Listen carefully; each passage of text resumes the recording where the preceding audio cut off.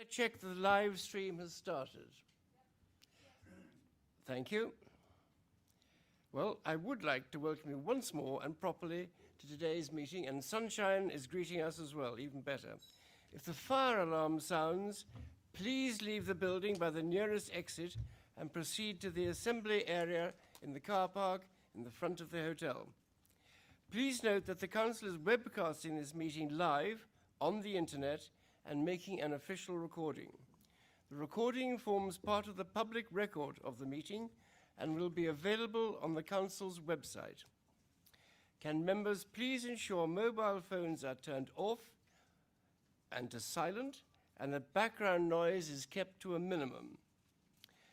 To help everyone hear clearly, members are asked to remain seated and to speak clearly. Throughout this meeting, the Vice Chairperson will keep a list of members intending to speak during the debates.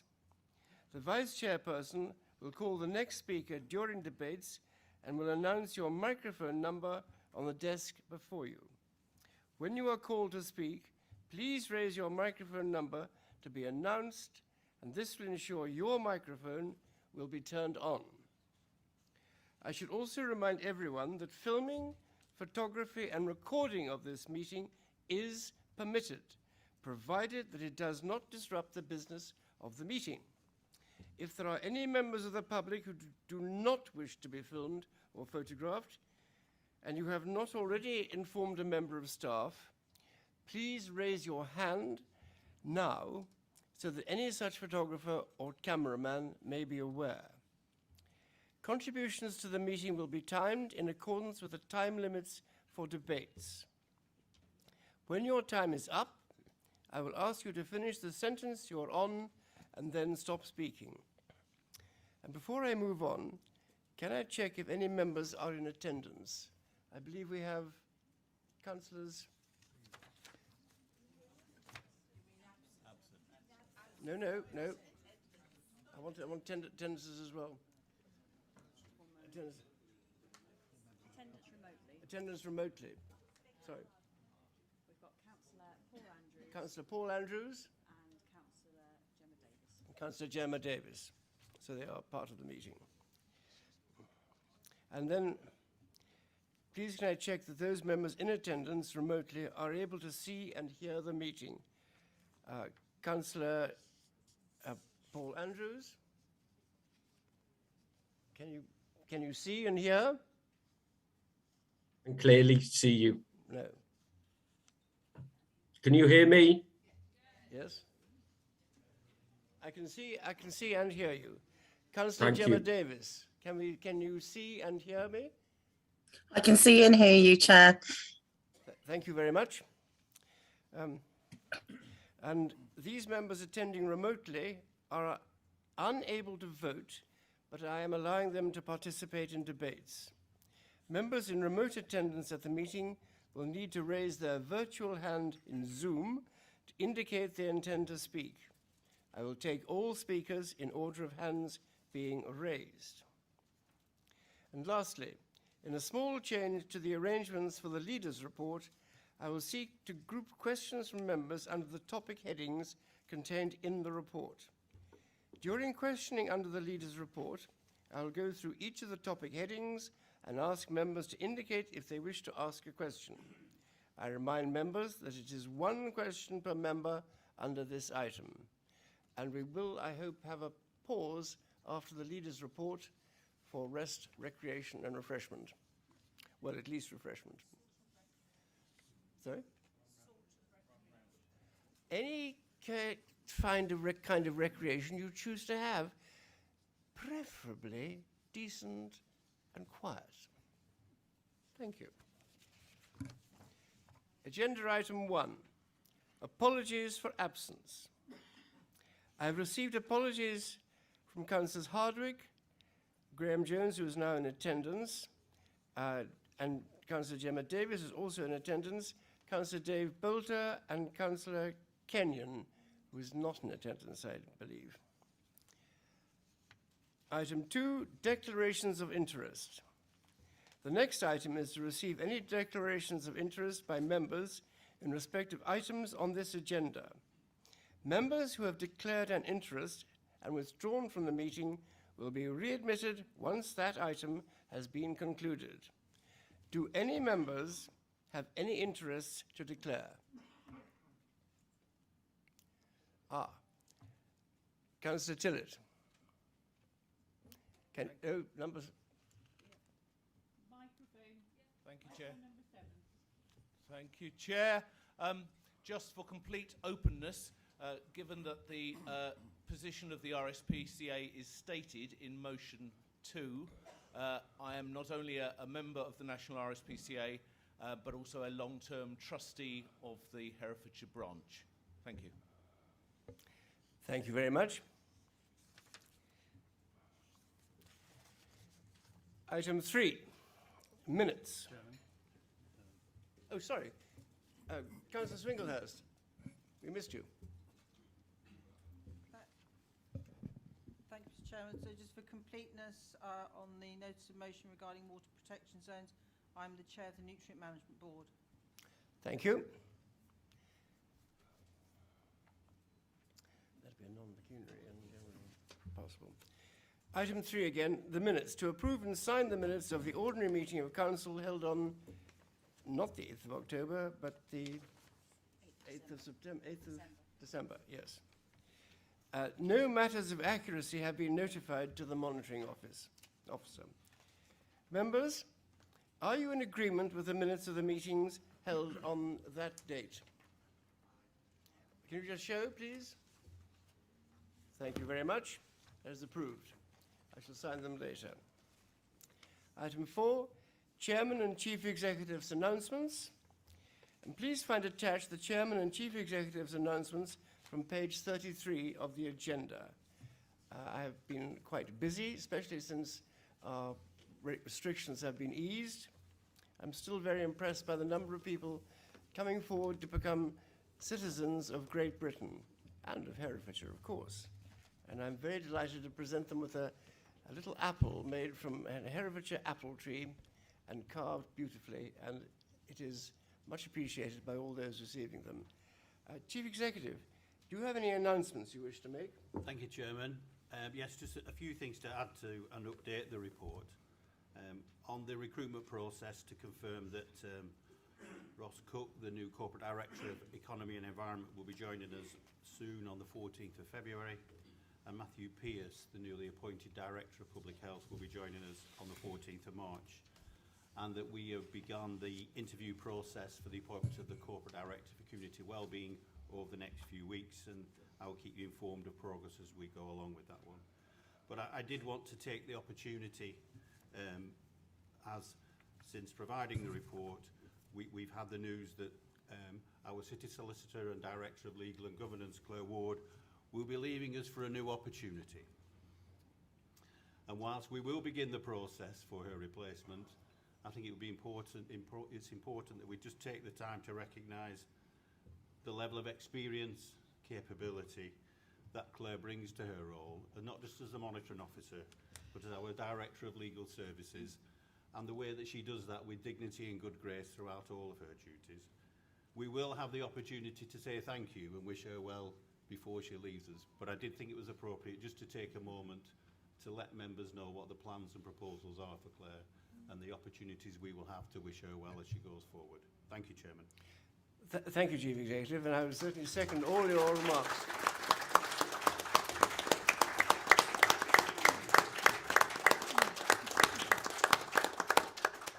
And I have to say, her help, assistance, good temper, and good company has been absolutely invaluable in my role as chairman. And I can never thank her enough for everything she does. So thank you so far. And we look forward to celebrating your, should we say celebrate your departure? You know what I mean. I don't. But in a proper fashion. Thank you. I remind members that questions are not usually permitted under this item, and if members have any questions, please can they email the Chief Executive. The Council is also asked to note the emergency decisions contained in the schedule appended to the announcements. Agenda item 5.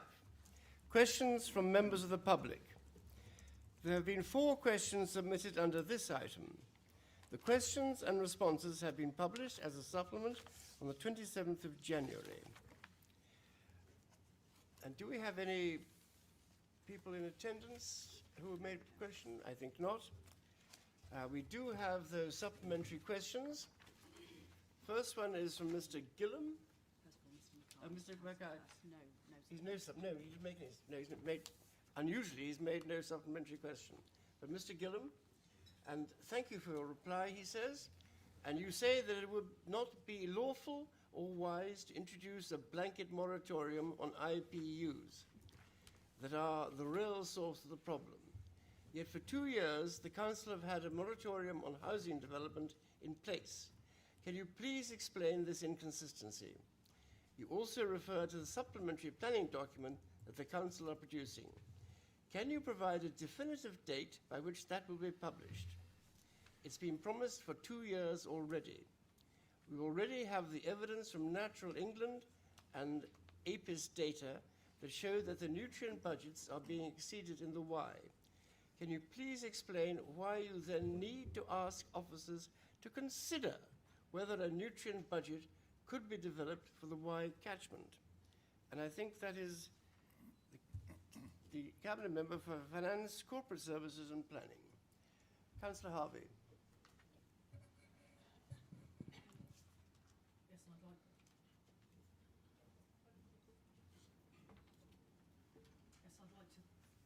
No, can we? I'd like to thank Mr. Gillam for his supplementary question. Yes, I'm sure it is frustrating for members of the public who are sitting watching this unfortunate pollution get worse in our lovely rivers. However, we have a moratorium on development because one of our statutory consulting agencies, Natural England, are requiring us and objecting to development coming forward without us being able to very clearly mitigate against that in terms of pollution effects through the treatment of sewage. As regards the intensive poultry units, we are, and the supplementary planning document associated with that, there has been recent government legislation which is requiring officers just to check in terms of the Environment Act, whether there are any additional implications from that legislation on the policy that's been drafted. My latest advice from officers is that we can expect to have this supplementary planning document coming forward for consideration before the end of this financial year.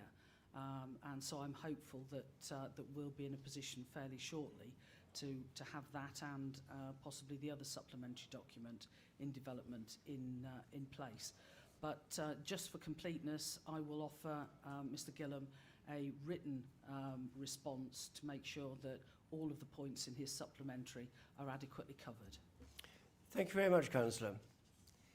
We now have a supplementary question from Ms. Albright, and this goes to Infrastructure and Transport. And her question is as follows. HCILG are surprised that your response also refers to concerns from various sectors regarding the independently produced apportionment figures for the Y.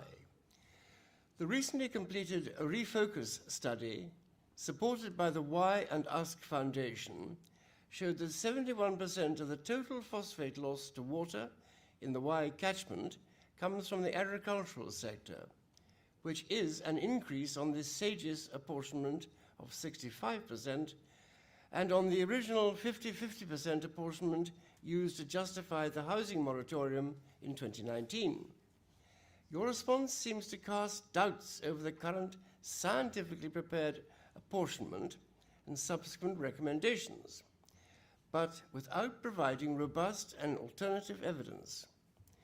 HCILG are concerned that sense of doubt inadvertently undermines at a very late stage the valiant efforts of dozens of passionate people across all sectors who are working together to create a plan that can restore the Wye as the clock runs down.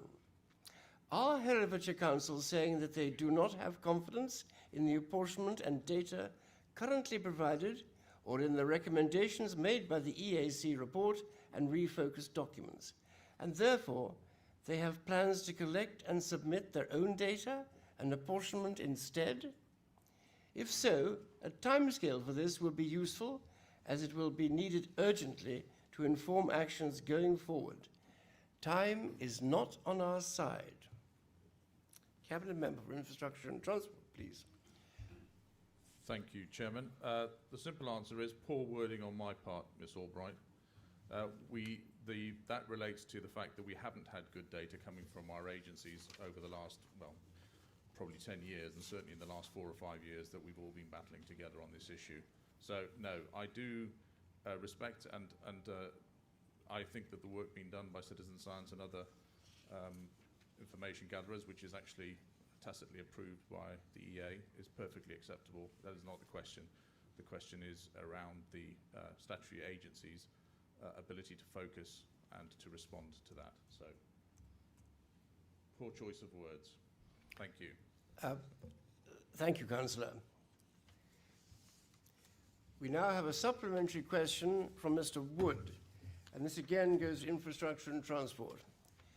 Following your response to my original question, please can you assure the public who use wheelchairs and mobility scooters that Herefordshire Council will consult us when creating new road and pavement networks in the future to ensure that they continue to be accessible for us? Councillor Harrington. Thank you, Mr. Wood, for that follow-up question. I think we do consult. I'm not sure of the stakeholder group, but we certainly can make sure that we're having a discussion, I think, sometime in the next couple of weeks, and officers are going to be walking around to discuss the particular issues you have raised. So if we can add an extra stakeholder, or if it's part of the group that you represent, I'm sure we can make sure that happens.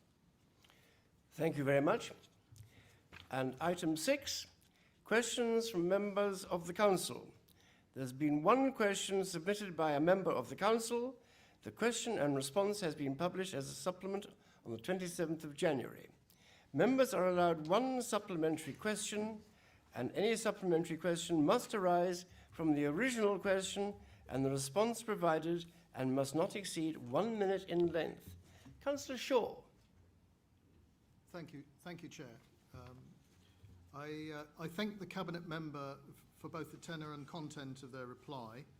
I appreciate that the solution and the situation is not simple, but I look forward to seeing some action being taken. What precisely should be my next steps? Thank you.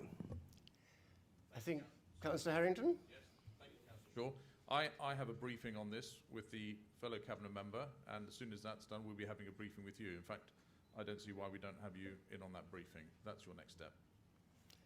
Thank you very much.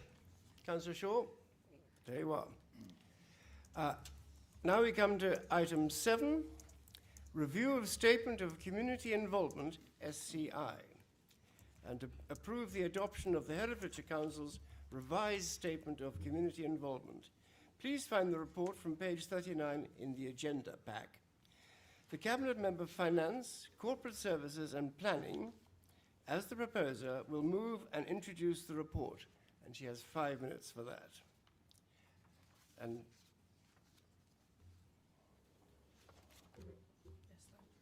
Thank you, Chairman. I hope not to take 5 minutes to introduce this. It is a requirement of the Planning and Compulsory Purchase Act 2004 that as part of the local development framework, a statement of community involvement is prepared, which sets out the Council's policy in respect of consultation on planning matters. The revised statement of community involvement would replace the current document, which was adopted in January 2017. Extensive review of the planning process leading to the publication of the Localism Act in 2011 and the National Planning Policy Framework in 2012 as well as the emerging white paper for planning, means that there is now far greater emphasis on early engagement with all potentially affected parties. The revised statement of community involvement details the various ways in which people are able to be involved in the planning process and the commitment the Council has to ensure there is ample opportunity to do so. This statement was originally timetabled to come before Council in December 2021 and was deferred due to the announcement of heightened COVID measures and the cancellation of that Council meeting. It is now the case that we have a live public consultation which commenced this week on the high-level place-shaping or spatial policy options for the updating of our current planning policy framework, which is following the approach set out in the updated statement which is before Council today. Public engagement in this update is crucial if we are to strengthen areas of policy weakness and ensure the planning policies we have in place for the next 20 years meet the needs and aspirations of our diverse communities in the city, market towns and the many special and unique rural areas across the county. Public response to council consultations is variable depending upon the subject. For example, we had more than 3,000 responses to the consultation this time last year on future options for waste collection and disposal, but only just over 100 responses to the very recent consultation on the Council's budget and council tax. I am really keen that we encourage, both as individual ward members and collectively as a council, that our businesses, our parish councils and our very many residents do get to understand what this policy update is all about. And I look to members to consider whether the document that we have before us today is giving us every option to do that, and welcome any proposals and suggestions to improve this policy statement. And indeed, if more generally there is a consideration of how we do things better more broadly across the council in terms of it making our consultations engaging and relevant to our residents, I would welcome consideration of scrutiny to take this matter and look at it in more detail at a suitable point in their work programme. But the statement as it stands, as it was drafted for December last year, is before us today, and I look forward to the debate. Thank you, Councillor Harvey.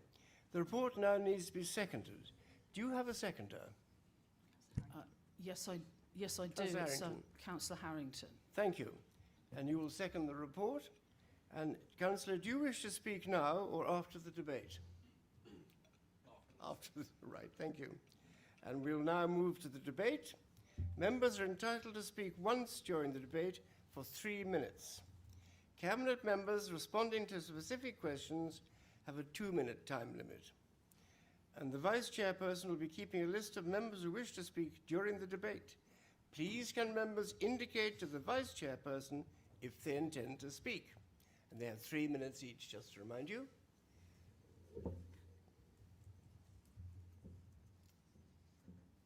Number 25.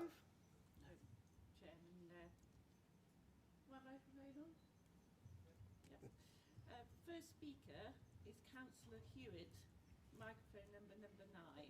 Thank you. Right, thank you. Councillor Hewitt? Can you? Oh yeah, of course you can hear me. I can hear myself.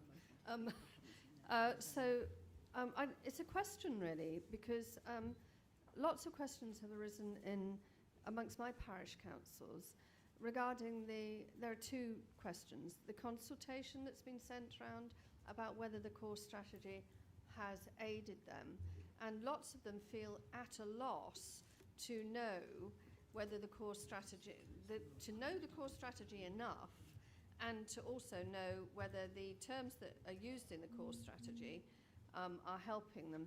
I think it may be partly because there's a mixture of new parish councillors and older ones in there, but a question that I have around that is whether we can roll out through Talk Community some sort of some sort of educative process, so that, because generally in parish councils, NDPs are prepared by a select group of people. So that's the first question. But the second one is a critical one, which has been raised several times, is that at the moment we're in the situation where we don't have planning applications with an allocated officer for a good long period, and often after the comments for the planning application have changed. So although I've been told that you can go straight to the, to the planning portal and ask to speak to somebody, it isn't the same as having an engaged planning officer who can talk around the particular issues. And I think it is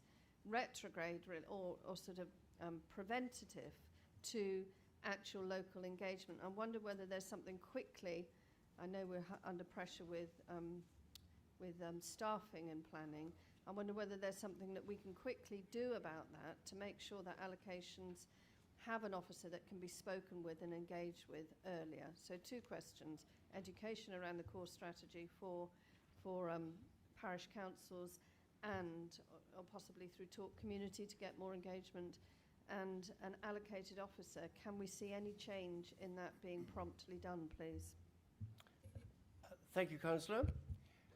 Councillor Harvey, do you want to respond to that? Yes, I'm happy to do so. Thank you. Thank you, Councillor Hewitt, for your questions. As far as awareness raising and training on the current planning policy framework, very happy to look at providing that to any parishes that feel that they would benefit from that.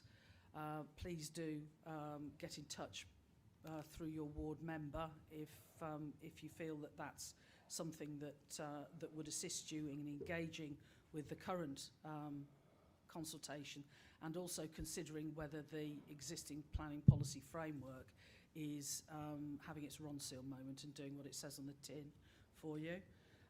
As far as the delays and difficulties that applicants and respondents are experiencing in not having an allocated planning officer for policies, for planning applications as soon as they've been received.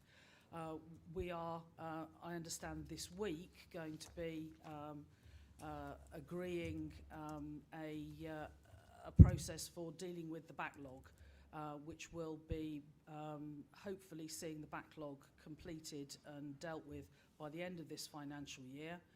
And I am assured that as a result of that, any new planning applications that are being received will be able to, much as normal, go through the planning process and not be hindered by the backlog, which will be being dealt with separately. So I hope very soon that ward members, parish councils and residents will see that there will be designated case officers assigned to planning applications at the earliest point in the process. And if ward members continue to see that there are problems in this regard, please do get in touch with me about it, and I'll see what I can do to assist on specific cases. Thank you, Councillor. Next one. Councillor Lester is the next speaker, microphone number 23. Thank you, Chairman. I think I've commented on this document when it came before Cabinet, and I think my general approach to the document is that it's good in that it's broad brushstrokes in trying to articulate the planning process to some degree. But I think that my biggest problem with it, and it's a document that's trying to address many different issues, but I think that my biggest criticism of the document is that it doesn't go into sufficient detail about member involvement. And we've got one paragraph, paragraph 7.1, which for me does not really give members of the public any idea as to what the role of the ward member is. As we know, all of us will know that planning issues can very, very often be the flashpoint that really draws out all of the consternation in a community. And I all too often come across situations where the community feels like the sword of Damocles is hanging over them whilst they're waiting for a decision that can really affect them.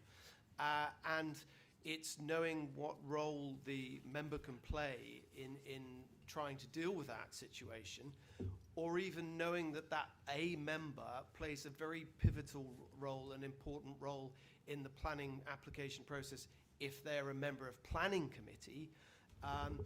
I don't think this document goes into enough detail into explaining the role of that member or members in general, because they either are part of the planning process or the go-between in that planning process. And I just, with all respect to the document as it's set out, and I accept that you'll never explain everything, one little paragraph doesn't do justice to the position a member will find themselves in, and it doesn't do justice to explaining to the public just what is required of the member and the role that they can and should play. There is a scrutiny meeting on the 21st of March to talk about planning. It may be something, if this council feels that we should discuss it then, we can, but obviously you've got to have a working document, and this is why it's come to this council. But I'd be very interested to know members' views if they want us to scrutinise this document further and put forward any recommendations. So I wait to hear other comments with interest. Thank you. Thank you, Councillor. Councillor Harvey, do you want to respond to that? Right. Next one? Yep. Next speaker is Councillor Marsh. Could you please raise your microphone number? That's number 21. Thank you. Is that working? Yeah. No? Yeah, thank you. Yes, this is a very dry document. It would be helpful if at the beginning there could be a little bit, which I'm sure we could get from somewhere, explaining why planning was so important for people and therefore why they might want to read this document. And at the moment it is, I'm sure, technically correct, but it would be really helpful to have something at the beginning that explained why stakeholders' input into planning was so important. I was very pleased recently that application in my own ward, the members of the public showed themselves extremely able to use the planning portal, and over 200 comments were made. So I felt that was a healthy sign that people were finding our process useful. I do think it would be helpful just to point out that you can sign up for planning alerts at that point on our website for your own parish, because a lot of people are still mystified by not getting letters, and the more places we can tell people that they can easily find out about applications in their own ward, or indeed in anyone else's ward that they're concerned about, the better able the system will work. Thank you. Thank you, Councillor.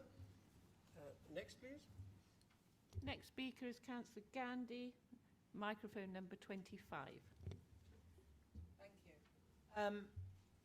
Part of my comments were actually referred to by Councillor Hewitt with regards to the non-allocation of applications to a specific planning officer and the difficulties that causes for both residents and parish councils, and to a degree myself.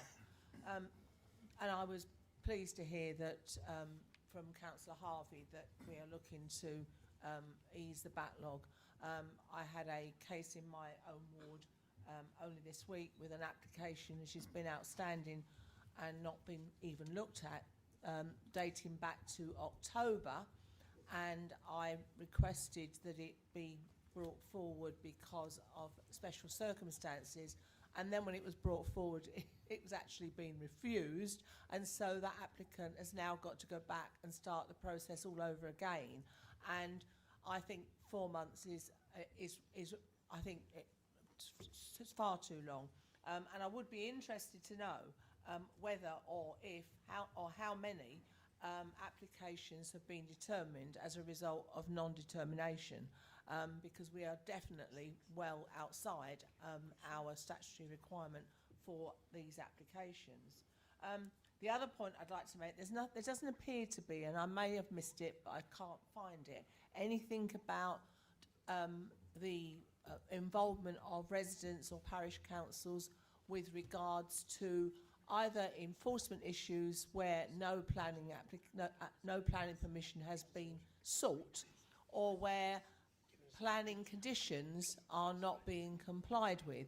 I recognise that officers in the planning department cannot check up on every single application that has conditions attached to it to see whether those applications are being complied with. So it is up to the individual residents, parish council and ward member to keep their eyes out and notify planning when they believe the conditions are not being complied with. And the final point I'd like to make is my residents and myself are extremely frustrated that when something has blatantly not got planning permission, that we have a tendency to advise the applicant and the agent that they should stop the work, but we don't actually issue a stop notice. And so in several cases in my ward, the work has continued and we are still waiting for that applicant to submit a planning application. And by then, the actual building is up and already causing problems for neighbours. Thank you. Thank you. Councillor Harvey, I think probably a written answer might be most appropriate. You've got one or two matters to address. I do actually want to make a clarification for the room, if I might, please, You may. Chairman. And this is possibly my fault for having given Councillor Hewitt the courtesy of a reply to her question on processing of planning applications. But this is a debate about the statement of community involvement before us all here, which is about the way in which we consult on the improvement to our existing local plan and planning policy framework. I understand and accept that members will have lots of issues relating to all matters planning. However, that is not what this debate is all about. And I accept that and welcome comments and correspondence from members about specific issues that they have with planning in their wards. But for the sake of the meeting, if we could concentrate on the document before us and the framework that it contains for how we consult with members of the public, specifically on the update of the core strategy, I think that would be helpful. Thank you, Councillor. Next, please. Next speaker is Councillor Milne. Could you please raise your microphone number? That's number 22. Yes, thank you. Community consultation is an absolutely essential part of the planning process.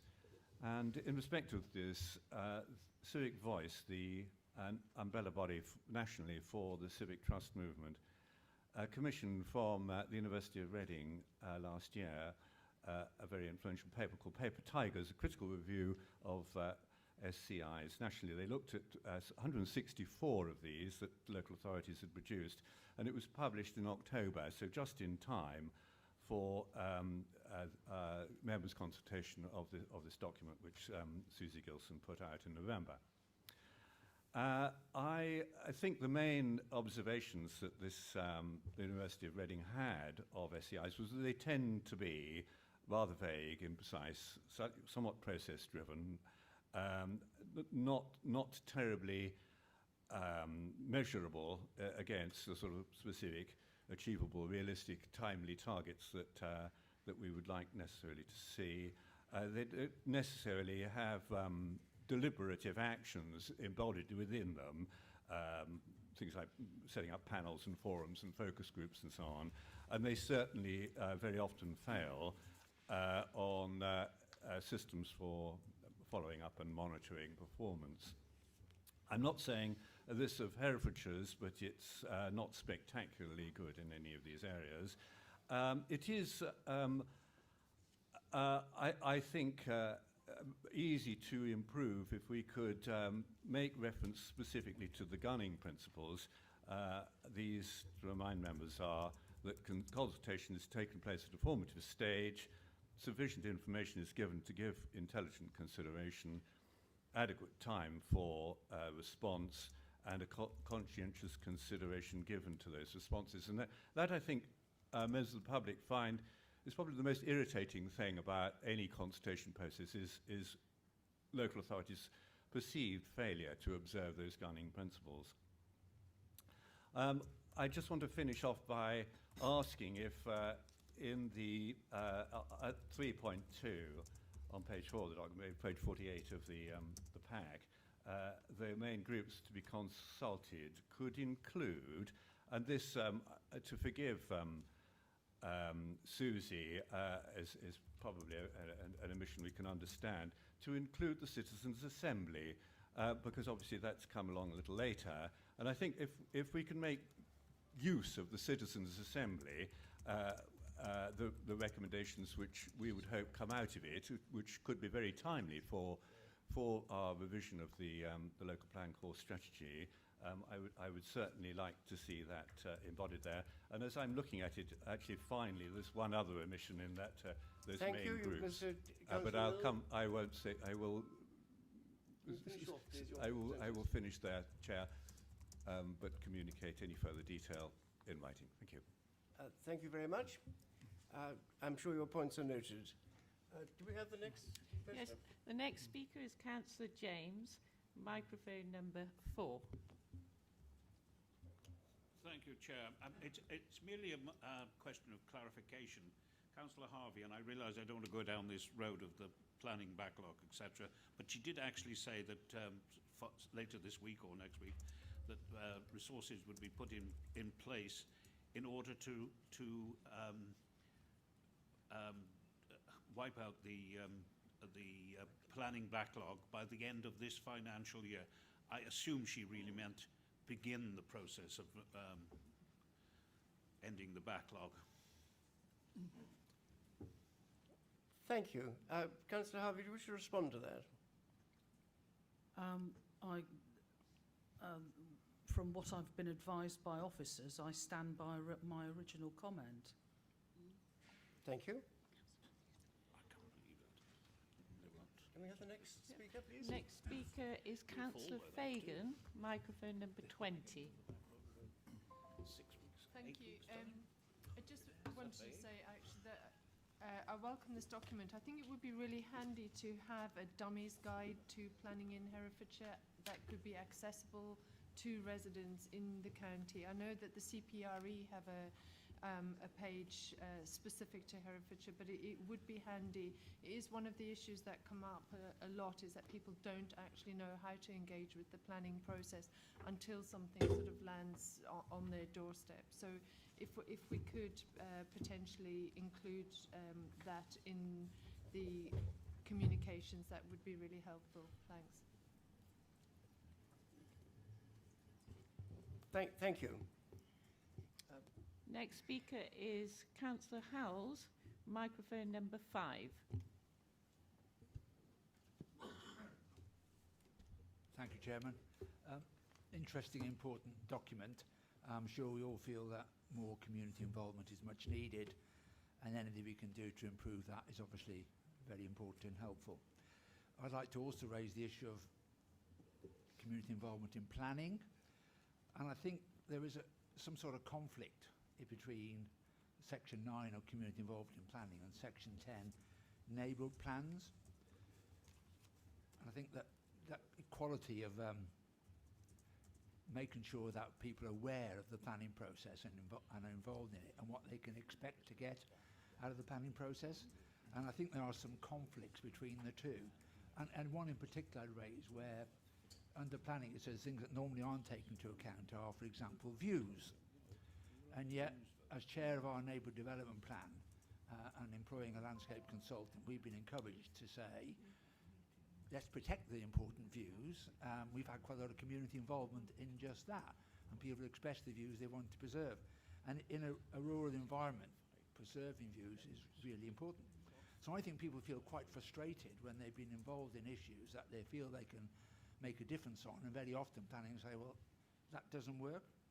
Now, I don't expect the Cabinet member can answer that question now, but I think it's an area we should look into and get more clarification how you can reconcile what people feel they can get from planning and what they're encouraged often to do in things like neighbourhood plans, and then get very frustrated when they're told, well, I'm sorry, that doesn't count in the planning process. I feel that, you know, if we're going to encourage people to get involved, they really should feel that their contribution does make a difference.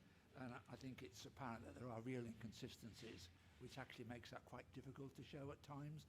I think it's something we should investigate further, how planning and neighbourhood plans are much more consistent with each other, because in that one area, for example, they are clearly not. Thank you. Thank you, Councillor. And who is the next speaker, please? Councillor Shaw, microphone number 10. Thank you, Chair. Just two comments, really. Firstly, I too would like to support the comments of Councillor Lester. I'd like to, although welcoming this report, I think I'd like to see more about the role of councillors explained within it. And the other is an open question, but a comment. I often come across issues with having to explain certificates of lawful use, CLUIDs, and there's nothing in the report about that. And by their nature, there is very restricted community consultation on them, although, at least in my ward, they seem to be often quite contentious. So I think something explaining what certificates of lawful use are and why normal planning input into them isn't a requirement of the planning regulation. I think that would be very helpful. And finally, perhaps to assist you, I'd like to ask that the vote is put. Okay. I'd like to ask that the motion be passed, but be made. Question be put. Yes, do we have any other speakers, in fact? Chairman, we have 5 more speakers. Well, I think we'll take at least 2 more, and then I think the motion will be put. Okay. Who's the next one? The next speaker is Councillor Summers, microphone number 8. Councillor Summers, you have a chance. Thank you, Chair. Anything that helps regain the faith in the system is great, so I'm all for that. In general, my parishes are not happy. I know I'm not happy. I do support Councillor Lester's comments and quite sincerely.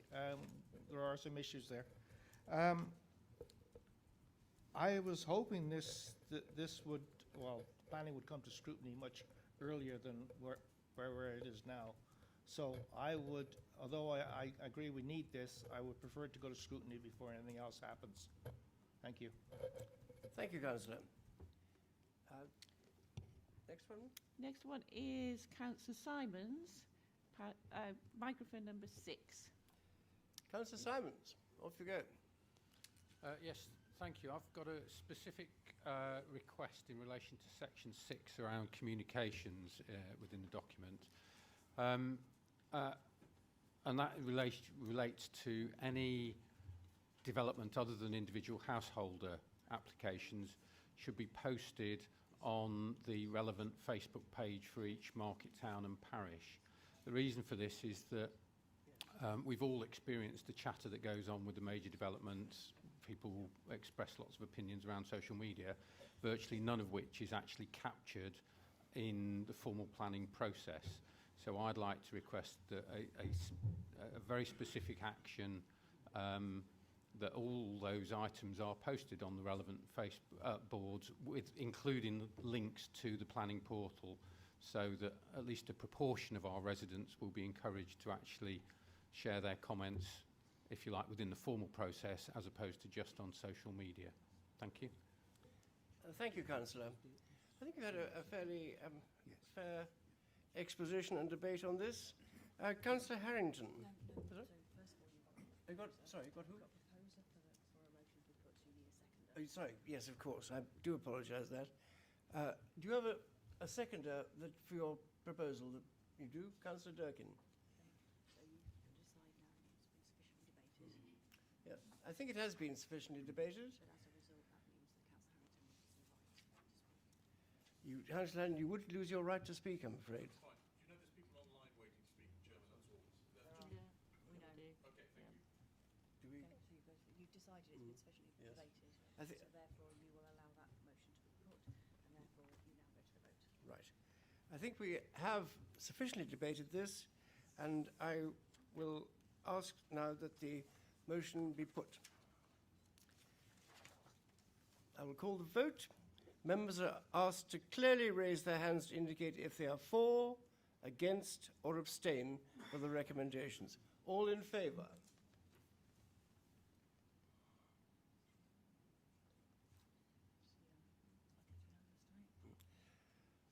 Thank you. Any against? Any abstentions? That is carried. Thank you very much.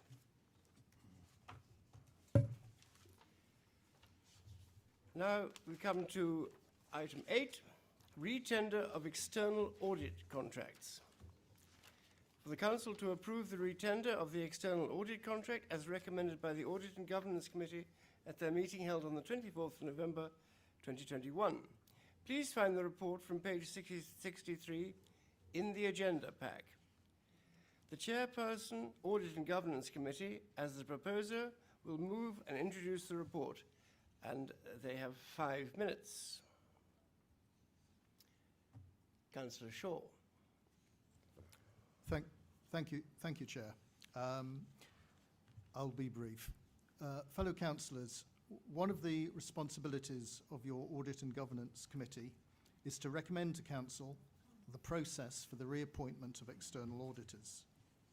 The appointing period covers the audits of the 5 financial years commencing 1st of April 2023. The Council currently uses the Public Sector Audits Appointments Limited, the PSAA, national arrangement, as do 98% of the 500 eligible bodies.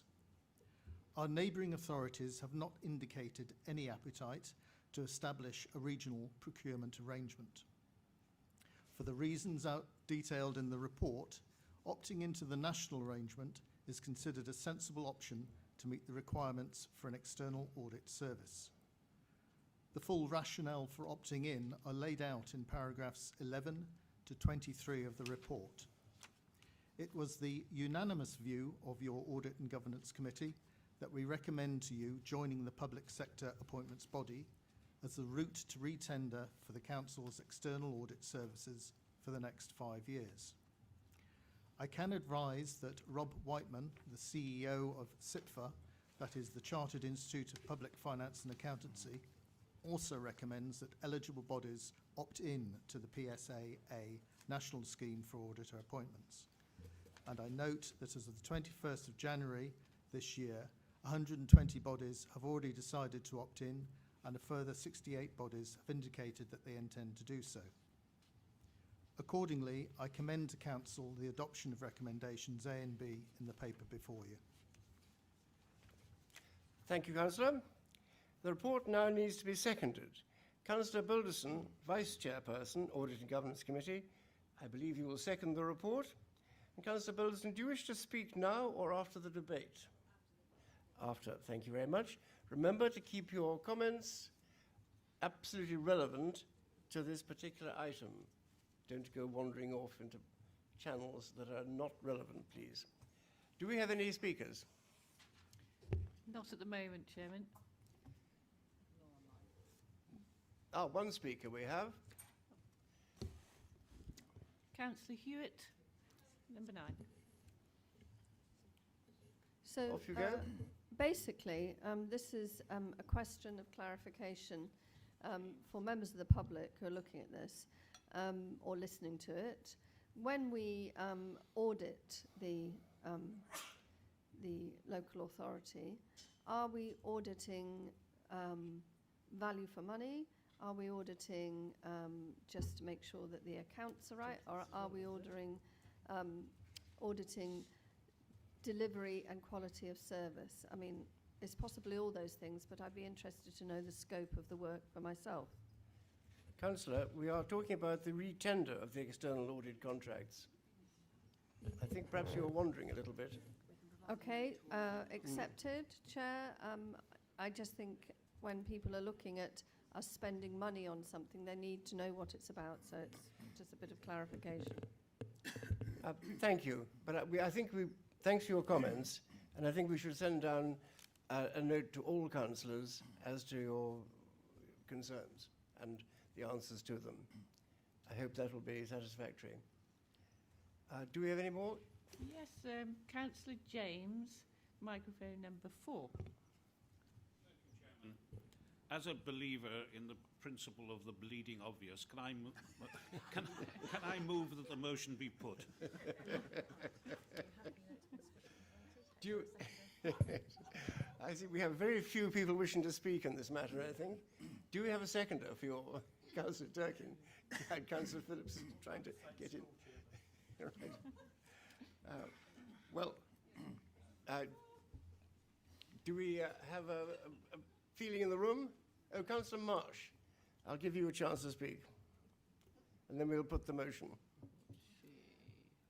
Councillor number 21, is it? Yeah. Yes, no, I do agree with Councillor Hewitt that I feel in the interests of the public having the faintest idea what we're talking about, I have every confidence that our own committee, in a few swift sentences, could bring to life to us what the role of the external auditor is, and I feel that would be useful and appreciated. Can we do that? Councillor Shaw? Happy to oblige, Chair. Yes. The external audit is mainly an audit of the financial record keeping of the council. However, in recent years, value for money has become much more of an interest to the external auditor, and indeed regulations and rules set out by SIPFA have recently changed to create a much more significant emphasis on value for money. And you will recall, indeed, in the last external audit of the council, specific references were made to a value for money issue. And I can, draw the public's attention to that, and the fact that value for money is very much something that has a specific area in the external audit report. I don't know how much you want me to elaborate on the context, but I'm happy to circulate perhaps a note to all councillors. I think a note circulated to all councillors laying out these criteria would be very useful. Thank you very much. I hope that will help you, Councillor Hewitt, and everybody else as well. Thank you. Now we will proceed to the vote, as we have no further speakers, and the motion has been put that the motion be put, as you might say. No amendments.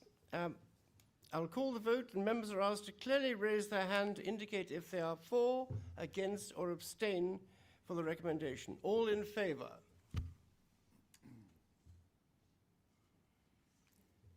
All against? Any against? No. Any abstentions? No, I think that's unanimous. Thank you, that's carried unanimously. Now we come to item 9, the really exciting bit. The Leader's Report. To receive a report from the Leader on the activities of the Executive, the Cabinet, since the ordinary meeting of the Council on the, 8th of September? 8th of December, yes. Please find the Leader's Report on page 89. I invite the leader to present the report and to respond to any questions arising. And as I have said, members are reminded that they may ask one question upon this report each, but there will be no debate on matters contained in it. And I remind members that this is an opportunity to ask a question of the leader, and please can members be brief when posing their question and avoid repeating points already covered. And as already outlined at the start of the meeting, I will go through each of the topic headings from the leader's report and ask for questions under each topic. Leader. Thank you, Chair. I've reflected a little bit on this report and also some of the conversations this morning. We've been talking very much about consultation, going out and listening to the local population, and that's obviously a very important part of our role. Of course, from my perspective, there's an upward bit of lobbying that goes on with central government, and I've noticed when I reread my report, there are references to various bits of lobbying we're doing. So just to highlight those, first of all, there's the issue of phosphates, where we're working very hard trying to get government's attention, and you will have seen that as an appendix to the House of Commons Environmental Audit Committee report, there's a letter which I wrote to that committee. I don't know whether that helped to get focus on the why. Could have been focused anyway, but the letter was there. Legislation which we've asked for enabling meetings like these to be held partly remotely and hybrid. We're lobbying about the minor injuries unit in Ross, and also about telegraph poles being erected in Leicester, although planning isn't needed, trying to get government to change to improve that situation. A lot of the lobbying also goes on through other organisations that we're members of, and I think the County Council Network is particularly effective in that respect, and also the Rural Services Network. And also a word of thanks to Councillor Phillips for the lobbying he does in connection with the Rural Services Grant, and long may that continue to be successful. So with that, I'll just leave it open to any questions. Thank you very much. Thank you, Leader. The Vice Chairperson will be keeping a list of members who wish to speak under each topic heading. Please can members indicate to the Vice Chairperson if they intend to speak. First topic, Children's Services. School Ofsted ratings. Any questioners, speakers? Yes, Councillor Matthews, microphone number 1. Councillor Matthews. Thank you, Chairman. At item 9, you referred to the schools Ofsted and those schools in special measures, which is a tremendous result for the county. And you go on to item 10. Our thanks go to all those involved in the education of children whose work gives children a great start in life. I think we should enlarge on that, Leader, and I would ask you or the Chief Executive to write to all ed teachers. We've given great credit to the health service, quite rightly, and I think that the education system runs a very close second. These people don't work from home, they have to attend schools, and they work an average of 9 or 10 hours per day. So could I ask you, Leader, if you could personally or somebody write directly to all ed teachers to make it abundantly clear of our appreciation of their hard work and dedication.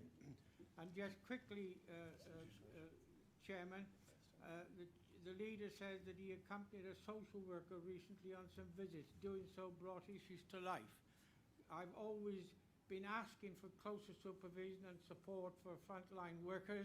Can you tell us what were the issues brought to life and how did the visit go? Thank you. Leader, would you like to respond to that? I think that's a question you could take up very easily. Yes, Councillor Matthews, thank you for that. We do have regular meetings with head teachers. The Chief Executive just mentioned that to me. We can certainly add more support, and I will perhaps look at drafting a joint letter with the Chief Executive to go to all teachers. They do a very good job.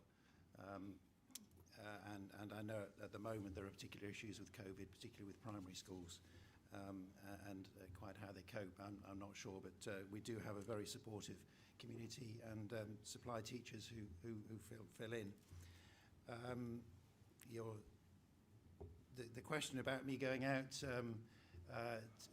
what did I learn?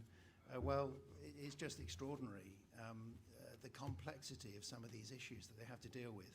I think I sat in the car for half an hour with the one particular social worker, and he's explaining all the background to this one particular issue. It just staggered me, and that's why I say it kind of brought it all to life. It is so complex. Excuse me.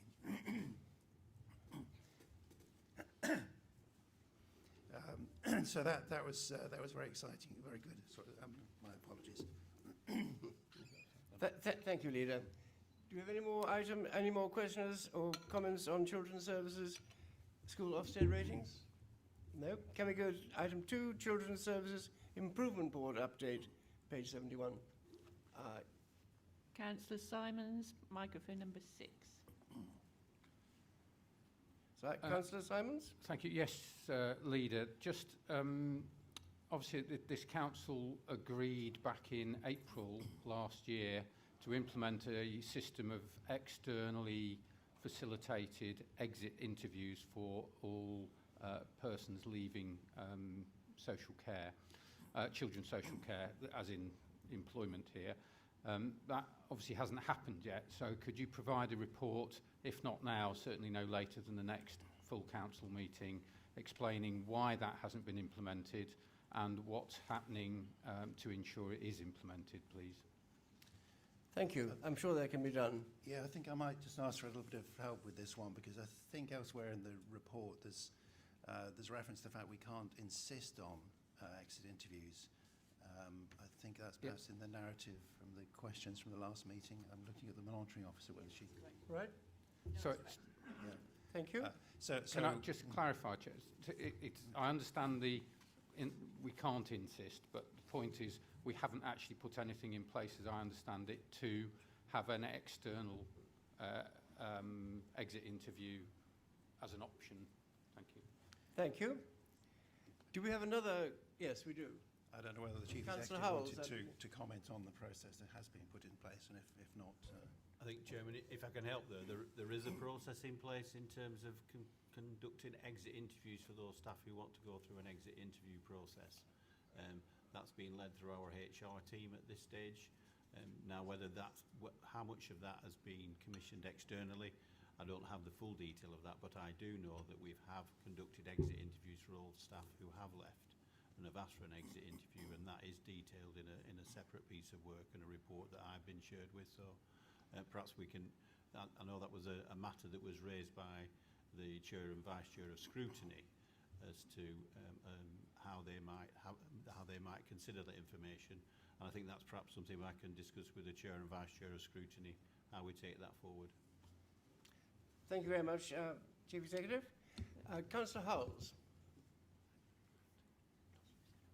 Yeah, thank you, Chairman. I was just going to make the same point. We have actually raised the question of exit interviews with the Director of Children's Services, one of the meetings we've had, and agreed. I understand the data isn't particularly comprehensive at the moment, but it is on we have an action list of things we need to follow up, and that's one of those that's on our list. And we have been promised when there's some meaningful data, we can have a discussion about that. Thank you. Do we have any more speakers on that particular point? No. Let's go on to now item 3, changes to Fastershire programme and GigaClear on page 71. A little flurry here. So first speaker is Councillor Gandhi, number 25. Thank you. Councillor Gandhi? I recognise that obviously the complete utilities going bust is not obviously the fault of the council, and it is very disappointing that this has happened and has caused a lot of issues which I think officers are working really hard to sort out. But I am quite frustrated because apart from the south of the county, there are large parts of my own ward that are caught up in this issue with regards to not potentially getting broadband now because it's so costly. The trouble is, we've been here before. When BT had the contract and we took the contract away, we took on GigaClear, the argument at the time was that the reason we were doing this was because BT had underestimated how difficult it would be to provide broadband in the rural parts of the county. So when we came to looking at a new provider and was told that there were now significantly more players in the country that would be able to offer this service, one of the questions I asked was at the time of the officer who has now left was, are we certain that the contractor that we are now taking on really understands just how rural Herefordshire is? Have they really been round all of the county? Are they certain that they can deliver this service? And I was told quite clearly, yes, they had. We would not make that mistake again. And yet, once again, we've got 2,324 properties where it is being said by GigaClear it is not any longer cost effective for them to deliver the contract. So we really have to, whoever's involved with sorting out the new contract, we really have to be certain that when the contractor says they can deliver this, that they deliver. If they don't deliver, then we require compensation for them not delivering. This is so unfair to residents in the rural areas who rely so much on broadband.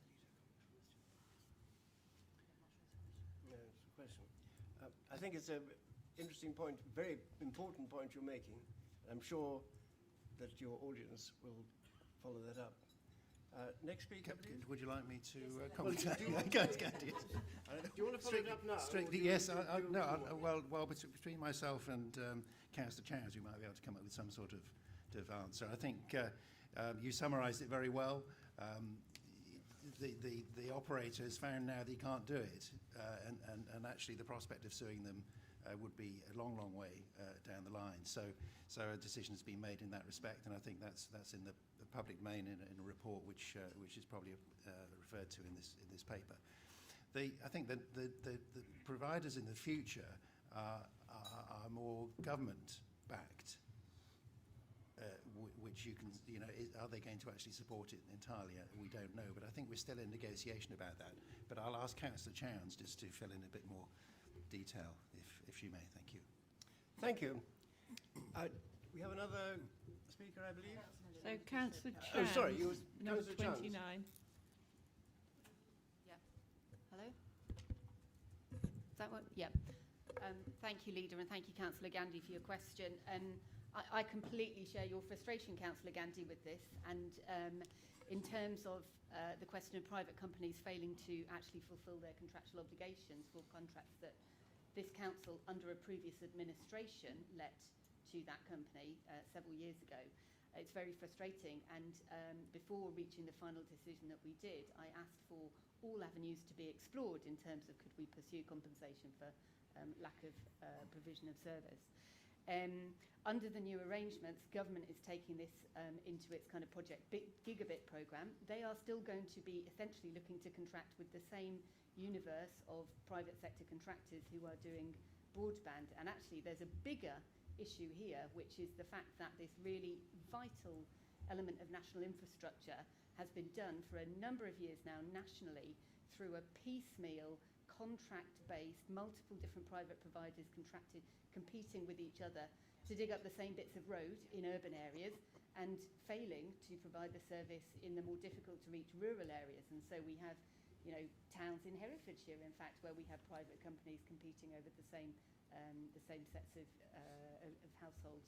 So I think that this is absolutely a national problem and essentially a failure of the government's led approach to provision of essential national infrastructure, because we all need decent broadband as quickly as possible. The decision that we took a couple of months ago to deal with this problem with GigaClear was the best way forward, is the best way forward, and we're looking at temporary measures to assist those households that are facing additional delays with kind of stopgap types of technology that aren't as good as what they will ultimately get, but will actually get them faster service ASAP. Thank you. Well, I do hope that we do get action on this. I know how concerned many people are. Next speaker. Is Councillor Swinglehurst, microphone number 11. Thank you very much. Thank you, Leader. Yeah, this affects a lot of my constituents, some of whom are still struggling with 2 meg or less. One of the frustrations, having been held up with the old contract, as it were, having to resolve before they can look at alternative provision, we now have a delay, and I know everyone's working as hard as they can on this, but there's a delay in the council's grant scheme, albeit not a great one, but every week, literally, it's torture for people who have 2 meg or less. It really is.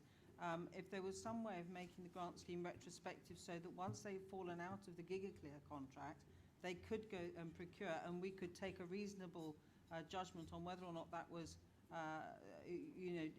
done in response to what happened, then I think that would be fair. I have certainly a business locally that was waiting, finally, could procure through another route because to come out of the GigaClear contract, but they won't be able to take any of the help that the council can offer because it was urgent.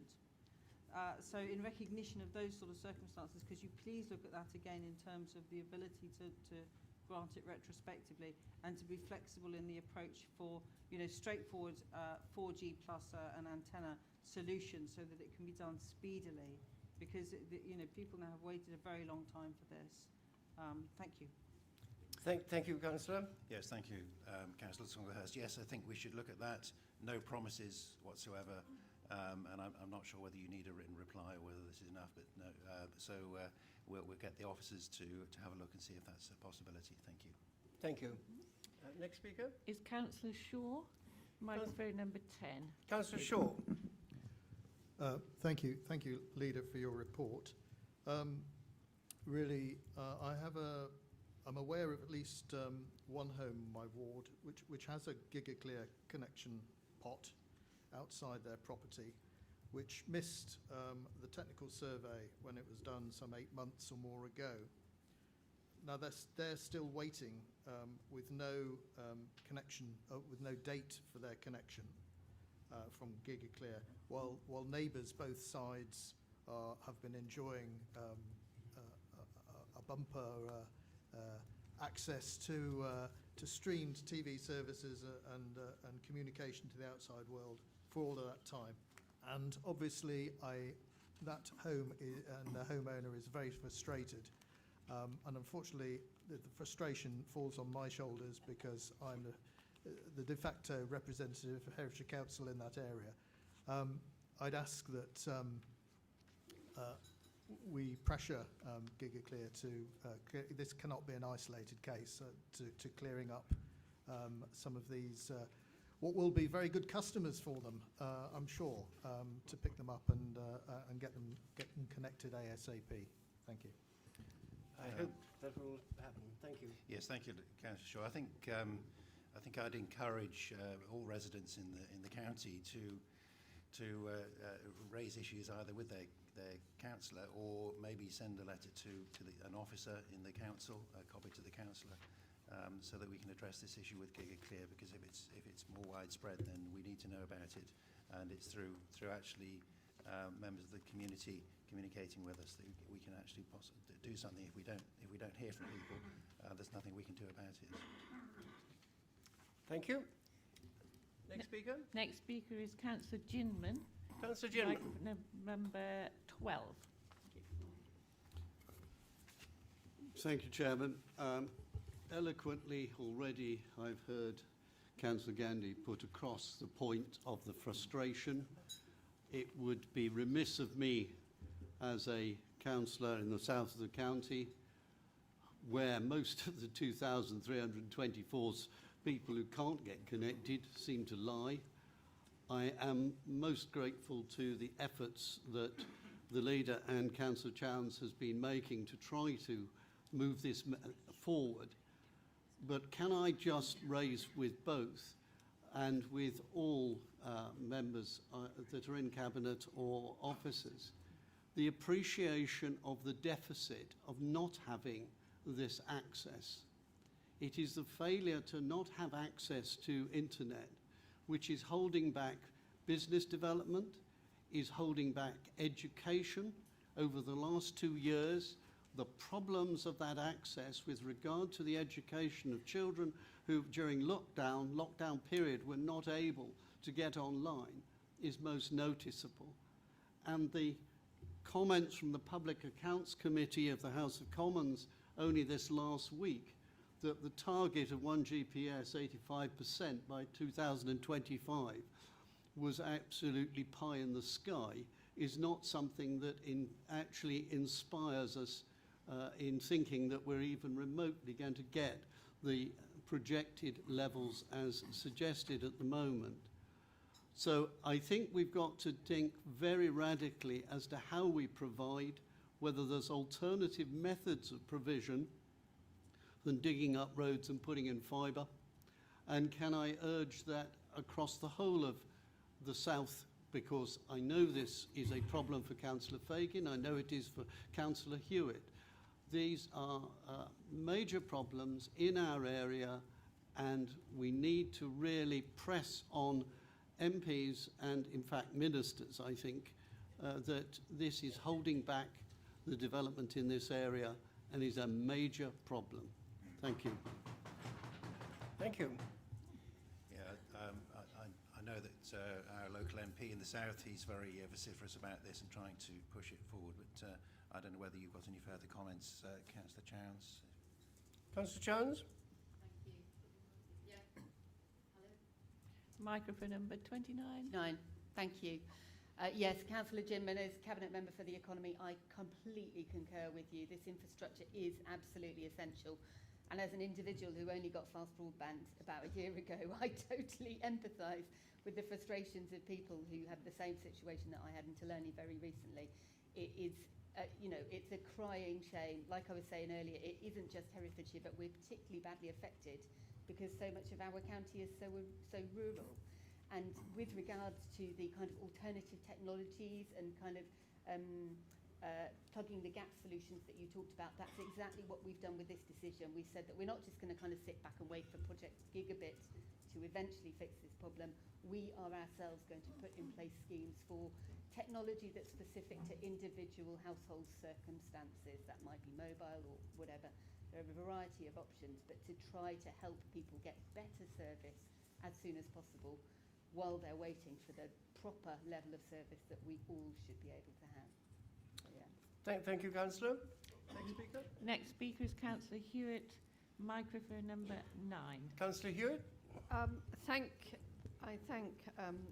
Councillor Swinglehurst, Councillor Jinman, and Councillor Gandy and Councillor Watson, who hasn't spoken. We are in a difficult situation south of the Wye, and in my own ward, there's I think the number was not as high as Councillor Jinman's. It was 284 properties affected by this, but I wanted to make a point that in a sense, if we're properly levelling up in rural areas, this is the essential part. And I know that schools in my area were affected by children not being able to access the internet. But the other point about this is that in terms of public health, rural isolation is a major driver for mental health issues. So it's not just an economic factor for businesses, it's a factor for people being able to stay in contact with their loved ones, and also for people with disabilities to get the sort of AI interventions that might help. It's really critical to the health of rural communities, and one of the good things that I've understood about this is, for once, we haven't paid all the money up front, so there's money coming back for the residences that haven't actually been provided for, and that will be used to find alternative solutions. I think, Councillor Chant, I'm right about that. So that's good news, I commend the urgency, but I despair of the lack. Thank you. Thank you. Thank you, Councillor. Another speaker? Councillor Lanson, number 25. Yes, thank you. Just to say that the other week I noticed there were two people standing outside at the front of our house with clipboards. So I went. They turned out to be from GigaClear, and they were looking at the front of the house because they said they're going to get rid of all the wires through the front of the house and put in a little box, which is good news, and that was happening immediately. And so I said, well, as councillor, can I raise the subject of my parish of Eastnor and Donington, who have terrible broadband? And they assured me that Eastnor was their top priority and they were going to deal with it as quickly as possible. So What is your question, councillor? it's They're not meant to a be question, questions, it's a by the way. I must remind you, these are questions to the leader, not statements, please. My question is this actually going to happen? I can't tell you, and I don't suppose the leader can either. Well, The leader, the good Lord himself, could actually help you here. Do we have any more questions? Yes, we do, Chairman. Councillor Stark, number 6. Councillor Stark, what is your question? Thank you. Full fibre has been rolled out to Ross, Leader, and I welcome that. But the problem is that the infrastructure, the underground infrastructure, is not sufficient to allow the work to be done simply by upgrading the cables underground. So we are actually being faced with telegraph poles having to be erected outside our residents' properties. My question to the leader is, would he ask the planners to actually communicate across the county the fact that these full fibre operators do not need to seek planning permission when they are setting up these telegraph poles? I have a number of residents who are very, very concerned about that when they don't actually want the service or when they find a pole outside their premises. Even though letters may have gone out, even though there may have been discussions between the supplier and the residents, there is still problems arising. So I would ask, can someone in planning simply make a set of communications saying that when it comes to the rollout of full fibre, they do not need planning permission when they erect telegraph poles outside people's houses? Thank you, Leader. Councillor Stark, I'll mention it that in my next newsletter. It's a very live issue in Leicester, and in that case, full fibre did not do the right thing. They were supposed to provide information to the planning department, which would give the planning department 28 days in which to go back and consult and talk to full fibre. The consultation is of limited value because full fibre don't have to do anything about it. But my view is that at the very least, the planning authority could have had the opportunity of saying that why aren't you putting these cables underground? Because that's what they ought to be do. And the government's very keen with the planning white paper, having a beautiful landscape and lovely places to live. And here they're allowing hideous telegraph poles to be put up. And that's the point I've made to the minister, to which his reply basically is, we're more interested in full fibre, we don't care about, well, they don't quite go as far as that, but it's more important to get the full fibre there. And I'm going back again to them and also to the MP for North Herefordshire. It's interesting now that there's something in South Herefordshire, I wasn't aware of it, so I can certainly bring that up with the councillor, with the MP Jessie Norman as well. So the thing is that full fibre do have to consult with the planners, and it'd be interesting to know whether they have actually done that in this particular case, because if they haven't, then well, I've had one long letter from full fibre explaining the consultation they did do in North Herefordshire, but I've yet to have verification as to that. So it's a very live issue, and thank you. Yeah, Thank you. yeah, I'm sure you will be given an update. So We'll all be given an update, no doubt. yeah, so certainly if the planning department can confirm whether or not they received notice of the developments in Ross, I'd very much appreciate that. Thank you. Thank you. Next questioner. Councillor Stone, number 10. Councillor Stone, what is your question? Thank you very much, Leader. I very welcome what you've just said about full fibre and the lack of planning and the lack of consultation. Full fibre appeared in Leicester last July, Lots of poles, telegraph poles, appeared almost overnight. It was a bit like the day of the Triffids, following morning. And you can imagine ward members were inundated with emails and telephone calls. There was no consultation whatsoever, as you've already alluded to. And we faced uproar from local residents. It was as though it was all our fault. Councillor Marsh and I held an outdoor meeting because of the COVID regulations. So what would have been a very good news story about broadband in Leominster became very much a bad news story. And what is your question, Councillor? Yes, sorry, Chairman. My question really is, could we ensure that the planning process is properly followed in future, as well as it can be, and that Fastershire also intervenes more quickly when this situation arises? Thank you. Thank you, Councillor. I'm sure that will be done too. Any more questioners?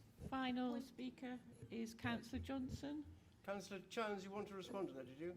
Just point of clarification. Clarification? Off you go. Just a point of clarification that that's not a Fastershire contract. So Fastershire doesn't have a role in dealing with private companies failing to do the proper planning consultation.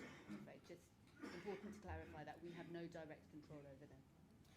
Thank you, Councillor. That's helpful. So it's Councillor Johnson, number 16. Councillor Johnson, I think we'll call this lot to the conclusion then. Councillor Johnson, please. Thank you. Thank you very much, Chairman. My question relates to item 17, the Citizens' Climate Assembly. We haven't got that yet, quite. Sorry. Next one. You'll be next on the list. I beg your pardon.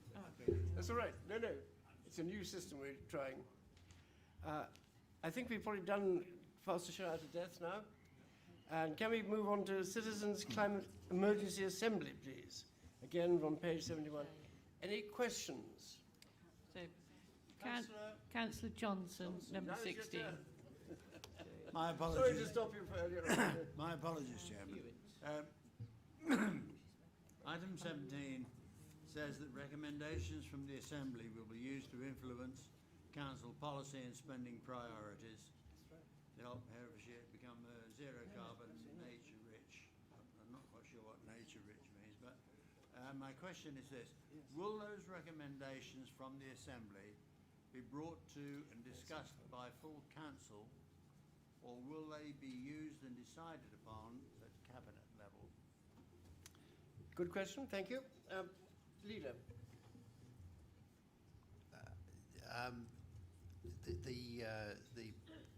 The proposal at the moment will be going to Council on the 11th of February to use the New Homes Bonus money. So there is a pot of money which will be allocated to the Climate Reserve. And then, as money is used out of that, it will depend upon, I guess, how it is to be used, whether it's a cabinet decision or a full council decision. I just seek clarification, make sure I've got that right, Councillor Chowns. Councillor Chowns, do you want to clarify?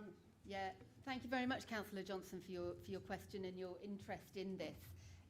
So the Climate Assembly is going to come up with a set of recommendations at the end of its last session, which will be this coming weekend. And those will, I expect, include recommendations to the Council, but also recommendations to everyone in Herefordshire. They may include recommendations to our MPs, to all sorts of entities, because tackling the climate emergency is a completely shared endeavour.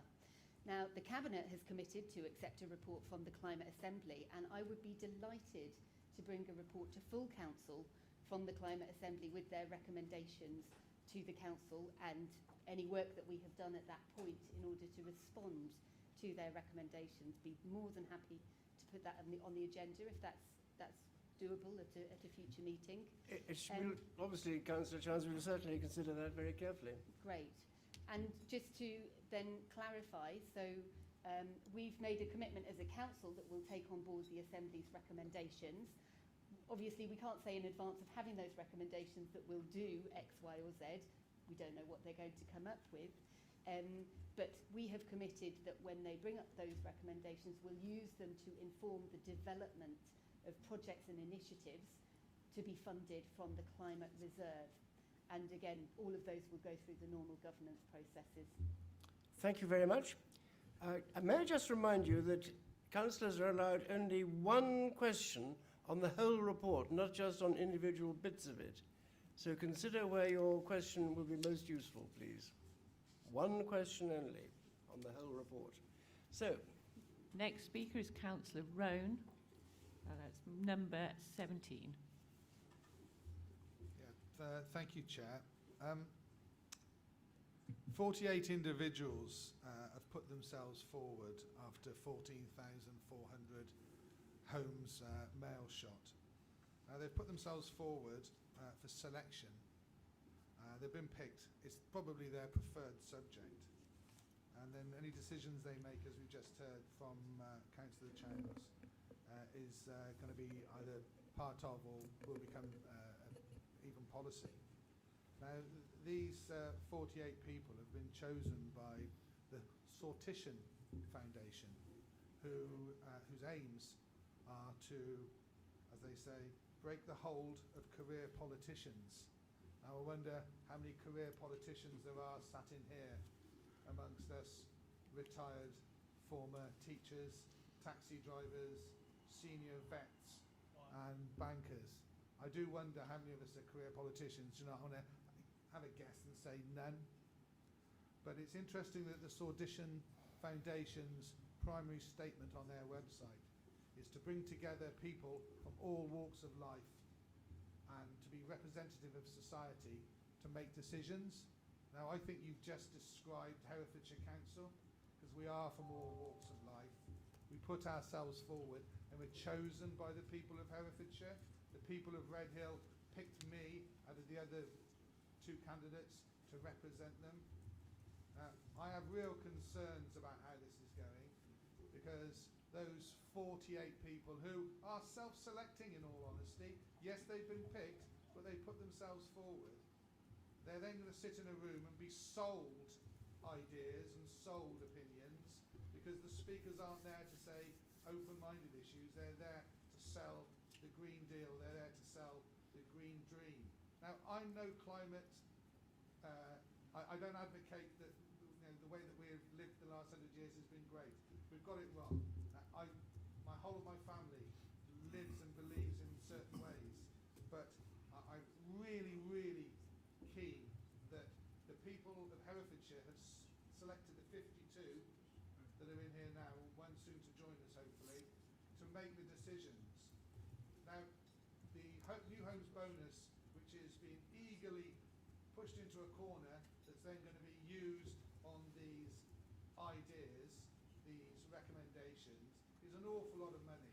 And I think that the 52 here would probably choose to spend it an awful lot better than on some outcomes which, if Herefordshire turned off every single gas boiler and we parked up every single vehicle, we would make absolutely no difference at all to the world's output of carbon. We wouldn't. We're an insignificant 186,000 people that live here. We make no difference at all. Sorry, Chair.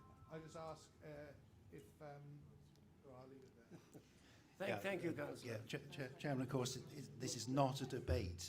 This is about asking questions. So Yeah, if we want to have a... How much did we pay Audition to set this up?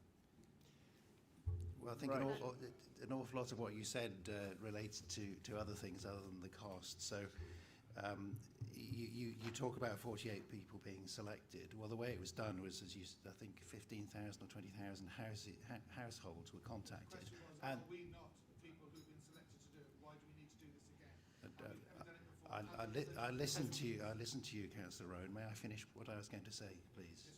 Can we? I think we should leave this now and go on to... Chairman, I think there are there's some an points important of point fact of factual clarification. Sorry, Councillor Charles? Sorry, important point of factual clarification, and thank you, Councillor Rowan, for providing me the opportunity to clarify Be brief, please. what's clearly a misunderstanding.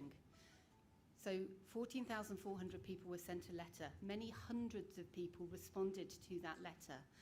Sortition specialises in selecting a representative sample according to a range of demographics, so a certain percentage of over 60, a certain percentage under 25, a certain percentage who express themselves concerned about climate change, a certain percentage who say they are not concerned about climate change. All of the videos and the Q&A are available on the council website, and if you watch them, you can see it's very clear that this is not a group of people who are all of one mind. It's a very diverse group of people asking all sorts of questions, coming from all sorts of different perspectives. And it's not a decision-making body. It's a form of consultation. At general scrutiny yesterday, concern was expressed about how we can encourage more people in Herefordshire to engage in consultation. This is the most in-depth consultation that's ever been done. They're all spending 30 hours wrestling with this topic. And as a result, it will be, the most in-depth consultation on the topic of how can Herefordshire address the challenge of climate change that we've ever done. Citizens' assemblies have been done for many decades and could be used for other big challenges like social care too. So it's not a replacement for the role of elected representatives. It's a form of in-depth consultation. Thank you, Councillor. Clarification is always useful. I think we'll now go on to the delivery plan. So, Chairman... Sorry, one more, sorry. No, there's two more speakers. Two more speakers. So, Councillor... Questions, please. Make Sorry, sure they're questions. So, Councillor Durkin, number 24. Thank you, Chairman.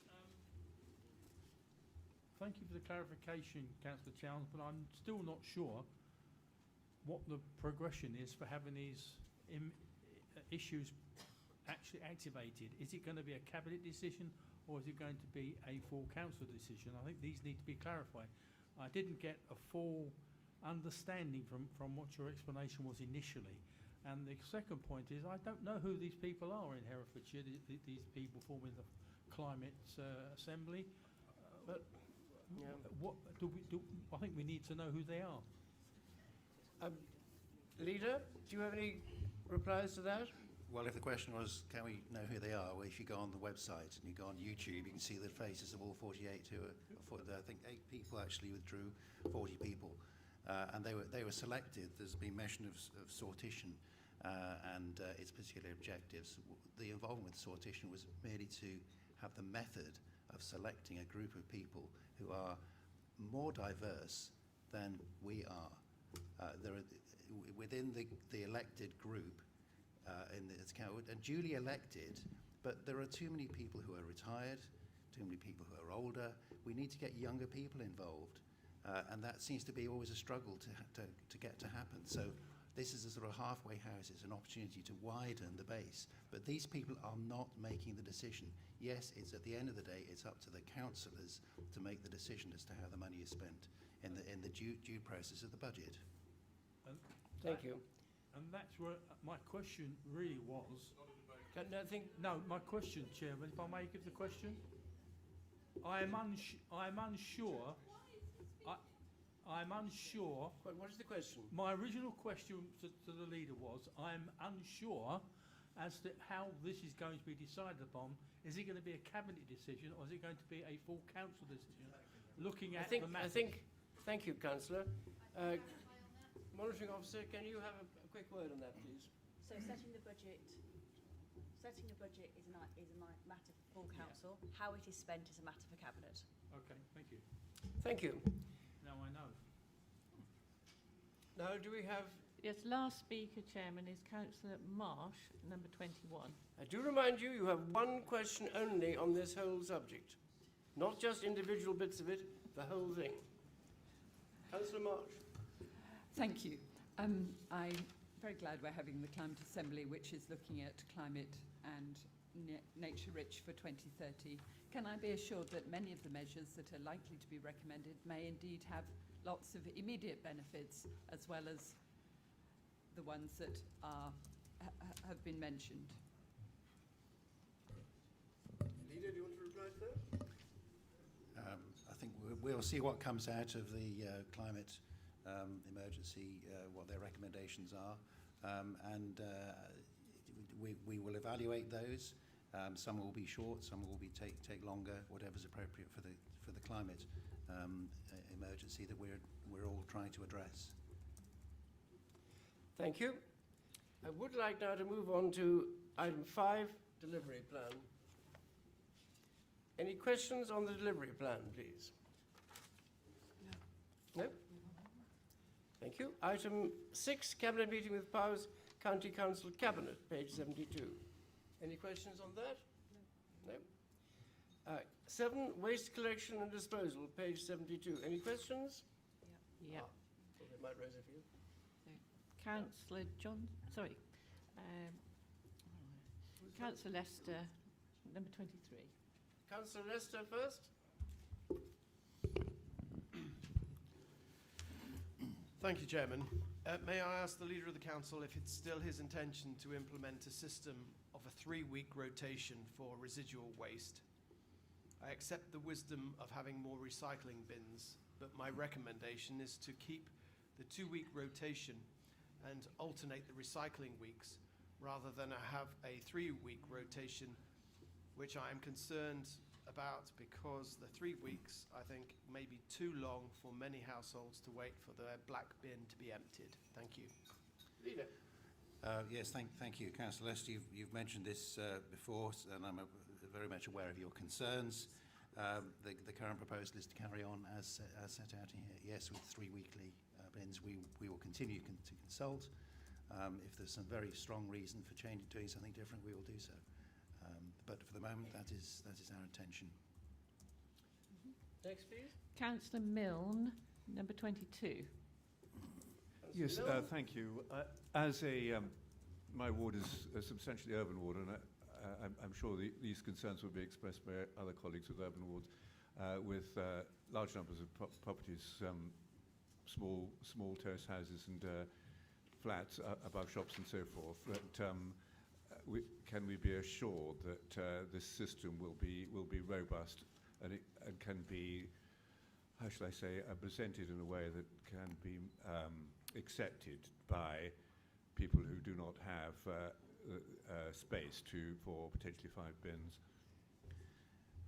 Yes, same sort of reply really. We are still consulting. Yes, there are practical issues with people in flats. I think the cabinet member whose responsibility was until recently living in a flat, so is very much aware of the issues. And I have children in my family who also live in flats, and they will have issues. Other local authorities manage to resolve these problems, but we will continue to consult and do our best to introduce this new scheme. Thank you. Any more questioners on this particular point? Councillor Simons, number 6. No. He's had one question already, isn't he? You've had a question already. Councillor Who is actually making the question? Councillor Simons, is it? Yeah, they've both spoken. You've both spoken. I'm sure you can't have a second bite. It was on a separate issue. Oh. No, it's only one question in the whole leader's report. Sorry about that. I have tried to make it as clear as possible. Do any more questioners who have not spoken already?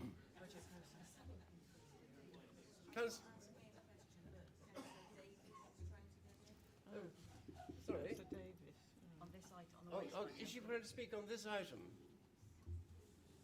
Yes. She is. Councillor Davis, then.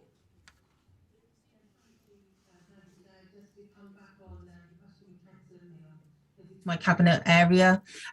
Just to clarify, there are trials that are ongoing at the moment, Councillor Mill, with flats and with terraced houses and with houses of multiple occupancy. The reason why we've taken the decision so far in advance is to be able to do proper consultation and trials to see how we can deal best with those particular properties that are even more difficult to deal with. I know that Councillor Bolter will also have issues with regards to terraced housing in the area of Whitecross, so we're likely to do a number of trials before we get to the final decisions and the final changes to the waste collection. Just to clarify. Thank you, Councillor Davis. We have a question on waste collection or not, Councillor Phillips? No. Thank you. We'll then move. No more questions. I can see. Budget process, item 8 on page 73. Councillor Phillips. question is? Thank you, Chairman. My question is to the Leader of the Council, which I'm sure he will support, and that is to ask for the continued support of the officers of this Council for the Rural Services Network, which he very kindly gave me a name check. I do believe that as a lobby group, we do punch above our weight, certainly as far as this county is concerned. I'm sure he will share my concern that it was one of the few grants that was not uplifted this year. And also the local government minister has given commitment to the fact that there will be a new funding formula coming in, and I'm told that a technical white paper will be coming out before the end of July. We do need to be work very proactively with that to ensure that the understanding of rural needs of delivering services are fully understood, and I'm sure that he would support me in my request that our officers work very closely with the lobby group. Yes, absolutely support that, and it was a point made at Scrutiny Committee yesterday as well. So yes, thank you for that. And thank you. Do we have any more questions on the budget process? No, Chairman. No, thank you. We go on to item 9, Q2 budget outturn. Any questions? No. Item 10, counter fraud update. Any questions? No. Item 11, repayment to the LEP. Any questions? We do have one. A new questioner, number 2. Councillor. Yeah, thank you, Chairman.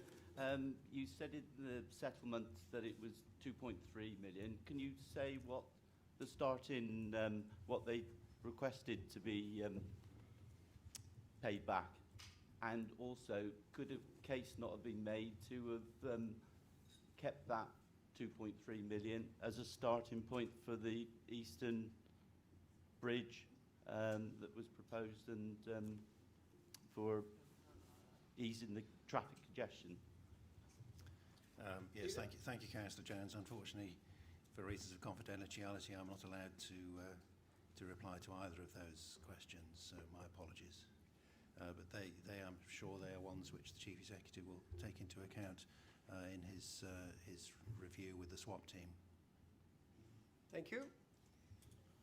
Who is the next? Councillor James. Thank you, Chairman. Yes, whilst I understand the confidentiality, can the leader make sure that at the budget meeting next week, it will not only include this figure, which will have financial implications for the council, but also the financial implications and the level of decapitalisation of monies that have been spent on a project which has been cancelled, because it isn't just 2.3 million, the implication, but it's much larger than that. And I think that the membership are owed a full explanation of the financial implications of that decision. Thank you. Leader, no doubt you will be pleased to respond? Yes, well, the first element, yes, it will be clear from the papers. I'm told it was in the September outturn papers, so it was available to be seen at that time. And decapitalisation, perhaps I could ask Councillor Harvey to comment on that, or Councillor Harrington. It's a little bit more technical than I'm. Thank you. Councillor Harvey, would you? I think we'll go. Do we have any more questions on this? No. Can we go on to item 12, taxi licensing policy, page 74? Any questions? Councillor Harvey was going to ask. So. Oh, sorry, Councillor Harvey. Councillor Harvey, number 26. Sorry, Councillor James, could you just repeat the decapitalisation bit of your question? Will there be a report and an indication of the financial implications of the decapitalisation element of, as a result of the cancellation of the bypass project? You may want to give a written reply to that.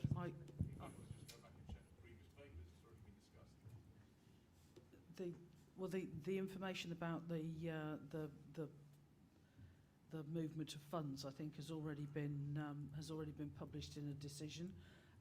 But I will give you a written response on that and double check with officers where you need to go to be able to find that information. Thank you, Councillor. Then we will go now. Taxi licensing? Any questions? No. Item 13, employment, page 74. Questions? No. 14, engagement, page 75. No. 15, appendix of executive decisions, from page 79. No questions. Right, thank you very much, Leader. Thank you all for your questions. And that is the time for a break, and also for a breakout of our lady councillors who are going to be photographed, apparently, in all their glory.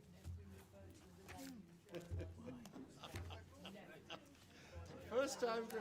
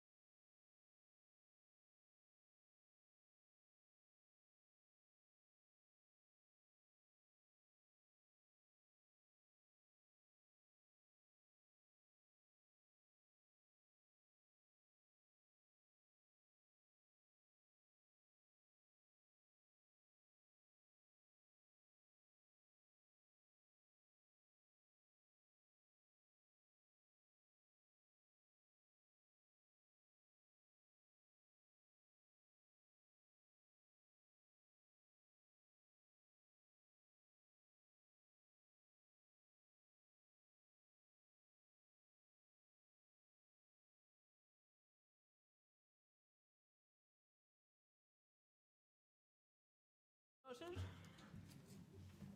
Thank you. We are live on YouTube. Herefordshire Council Special. Item 10, motions on notice, pages 89 to 96.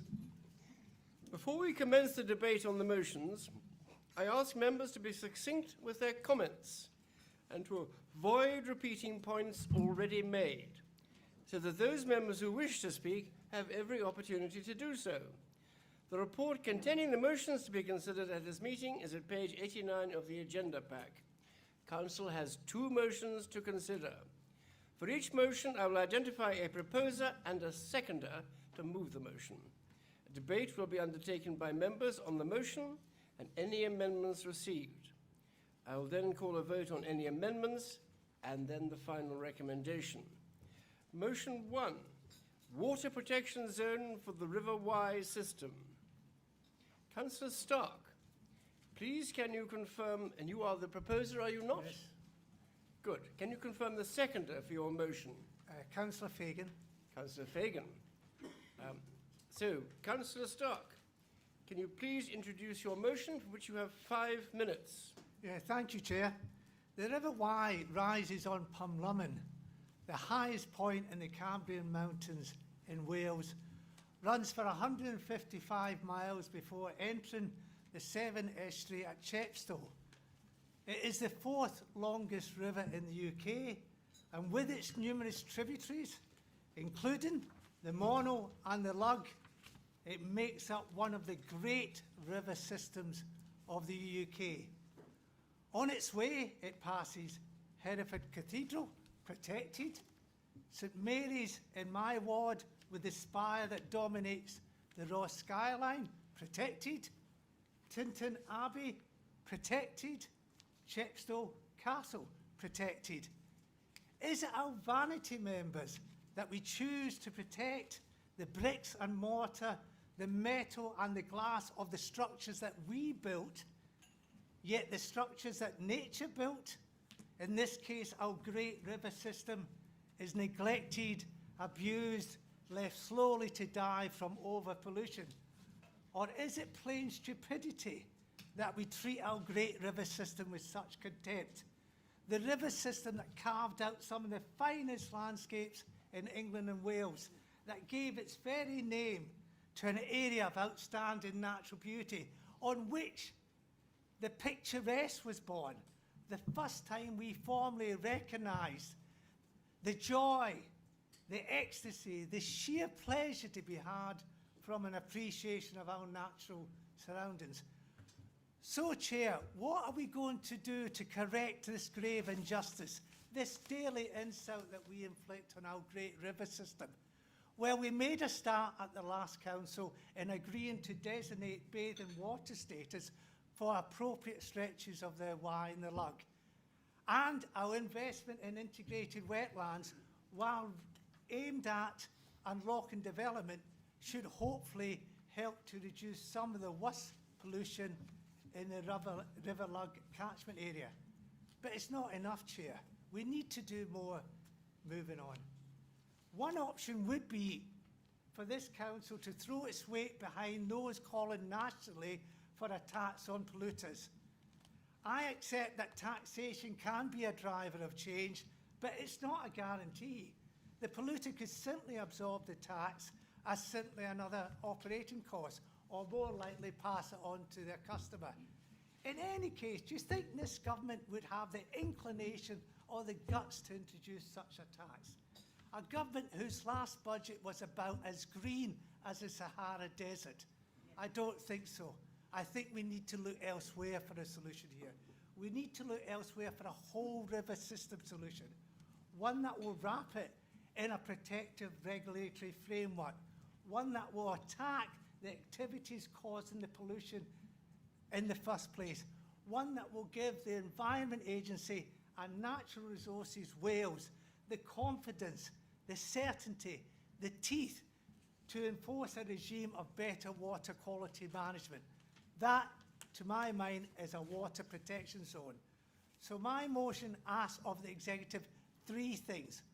1, to press the EA and the NRW, consulting other members and other interested parties as necessary, to get on with the background work and detailed modelling required to build up a business case in support of the implementation of a water protection zone.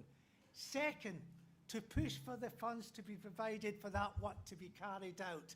That should be provided by national governments such as Westminster and Cardiff. And the third thing, to provide regular reports on progress to this council. Now, some of you will think this is overly ambitious, I accept, because we are not the statutory lead. Well, I'd like to quote the late, great JFK here. I did not choose this motion because I thought it would be easy. I knew it would be hard. I knew it would be challenging. But above all, I think it's the right thing to do, and that a water protection zone is necessary to enable our great river system to recover. And in finishing, Council, I would like to remind you of two things. First, part of our vision for Herefordshire in our county plan is nothing less than to protect and enhance our natural environment. It sounds pretty hollow to me, members, when we can't even achieve the first part of that for our great river system. And the second thing I would like to remind you, not only have we declared a climate emergency, members, we have declared an ecological emergency. This is your chance to stand up and be counted.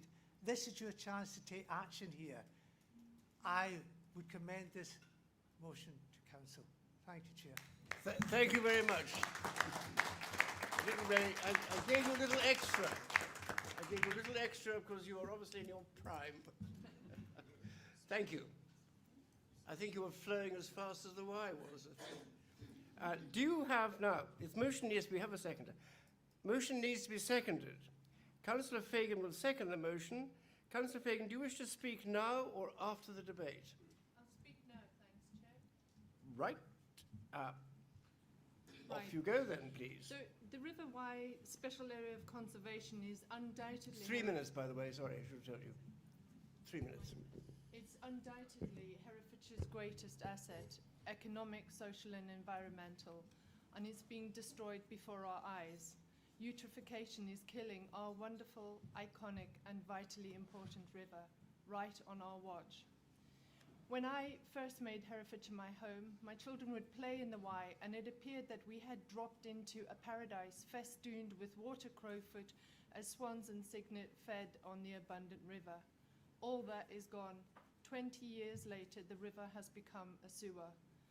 From the hundreds of citizen scientists working furiously on water testing throughout the catchment, to fishing and recreation bodies, farmers and environmentalists, to our MPs shouting through the hallowed halls of Parliament, every group with any association with the River Wye has rung the alarm bells, and we must demand an appropriate response from the regulatory bodies tasked with hearing those bells and acting upon them.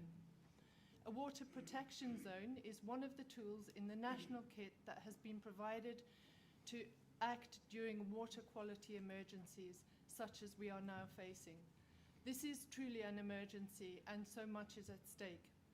We urgently request that the regulatory bodies tasked with protecting our environment act, and the faster the better. Eutrophication of the River Wye will not respect time while we dither on this. With absolutely best will and intentions in the world, it is out of this Council's hands to effect the necessary changes to restore the River Wye. Despite our best efforts, the Nutrient Management Plan has been unable to sort out water quality in the Wye, and indeed since the plan's inception, water quality has deteriorated dramatically to crisis point. I'm sure Councillor Swinglehurst, who has invested much time and energy along with many other partners, would have a lot to say on this. Now is the time to decide what is important to us and what we need to protect. And now is the time to ask DEFRA, the Environment Agency, and Natural England, and Natural Resources Wales, and the Welsh Government, and anybody else to use the tools available to them to develop a glide path to a water protection zone throughout the Wye Valley SAC. I would like to thank Councillor Stark for bringing this motion before you today, and I urge you to support it so that we can move forward in solving this crisis at speed. Thank you. Thank you very much, Councillor. Now, we now move to the debate. Members are entitled to speak once during the debate for 3 minutes. The Vice Chairperson will be keeping a list of members who wish to speak during the debate. Please, can members indicate to the Vice Chairperson if they intend to speak? And remember, you have 3 minutes only. So, First person to speak is Councillor Hewitt, number 9. Councillor Hewitt, please. Yes, I will be voting strongly in favour of this motion, and I congratulate Councillor Stark for an impassioned and heartfelt delivery on this motion. I well remember when the idea first occurred in the Task and Finish group. I think actually it was probably myself that said, what about this? And at the time, the groundswell of opinion and possibly the scientific information wasn't laid out so clearly before us. I commend, having watched time and time over the Nutrient Management Board, Councillor Swinglehurst's patient admission of all sorts of views and opinions, but it's been like herding cats for her. And without a gateway that says this far and no further, then we will be continually looking at voluntary measures. We actually need this glide path because it will actually encourage people in the right direction to take the right initiatives. And I'd just like to say that there's a little something before the mono, Louis, and that's the Dore River catchment. And citizen scientists in the Dore catchment, which feeds into the mono, are showing very clear indications of phosphate pollution from agricultural runoff and from sewage treatment works which are not up to scratch. So I warmly welcome this motion. I think it will give us the carrot of catchment sensitive farming and the stick of, well, if we do nothing, we have to do one great big thing, and the glide path towards it will tell us how we're doing. Fantastic. Well done. Thank you. Next speaker is Councillor Wilding. Councillor Wilding, off number you go. 12.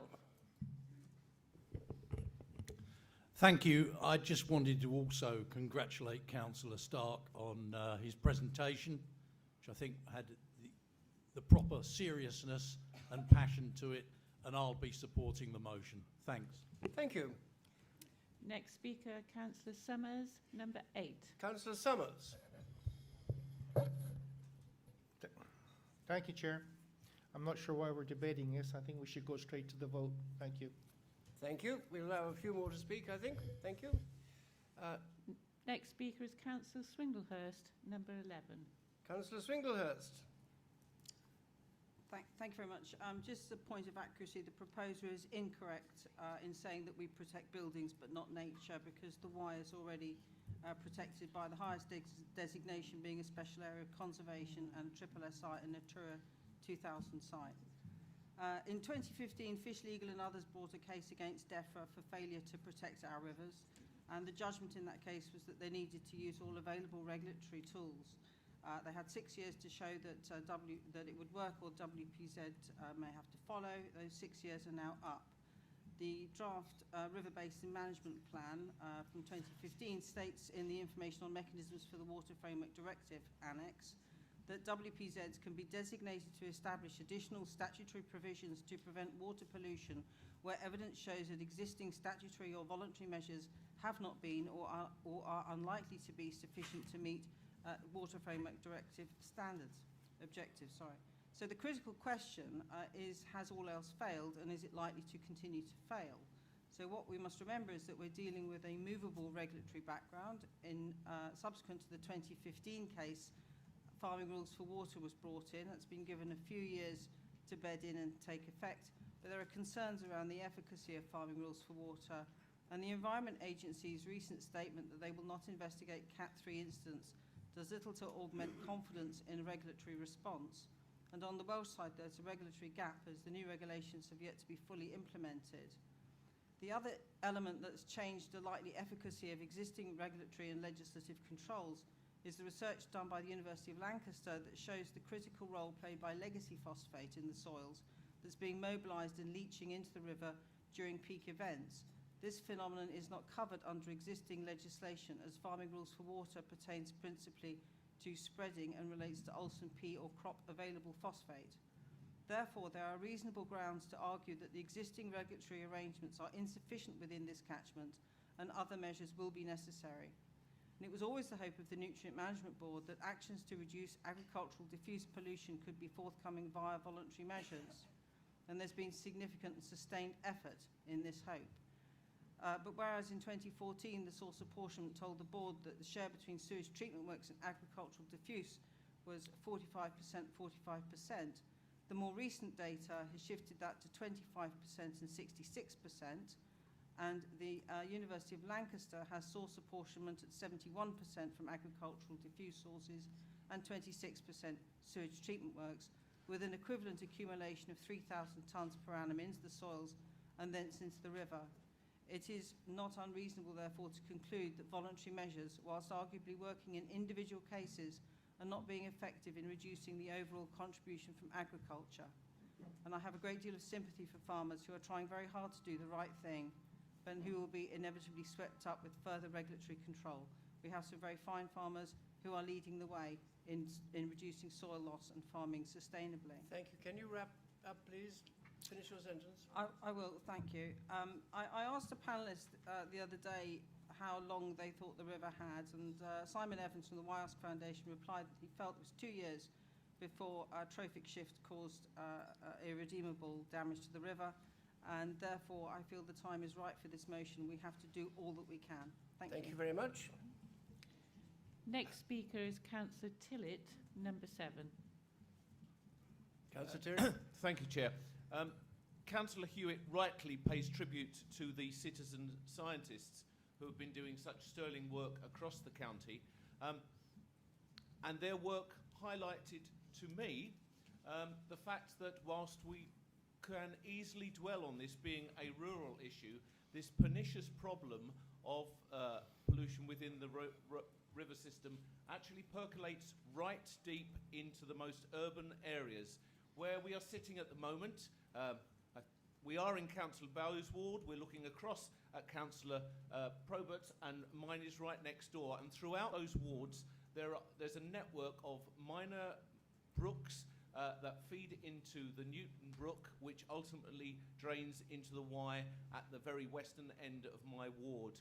The citizen scientists' work in those minor drainage tributaries all show remarkably high levels of pollution, of both industrial but also agricultural runoff, even deep here in the city in these minor tributaries. So whilst the rural problem is of course very serious and ultimately it's all feeding into the river, even in the city this problem is showing up in the citizen science. So I applaud their work, and I am very pleased to support this motion. Thank you. Thank you. Next speaker, Councillor James, number 4. Councillor James. Thank you, Chairman. I agree totally with what's been said. Councillor Summers said, you know, this shouldn't be a major debate. It's the bleeding obvious. I think this is the saddest thing that has happened to this county in my lifetime, what is happening to our rivers and our tributaries.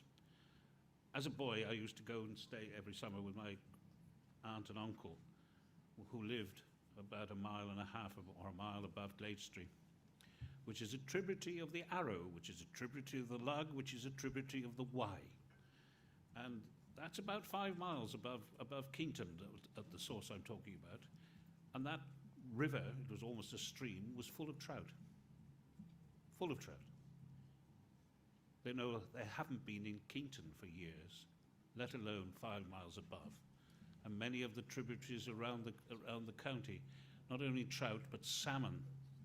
Salmon now are rare to be seen going up some of the tributaries and some of the waterfalls, which is one of the most exciting things, if you've ever seen it in your life, fighting to get up to spawn in some of the tributaries of the Wye.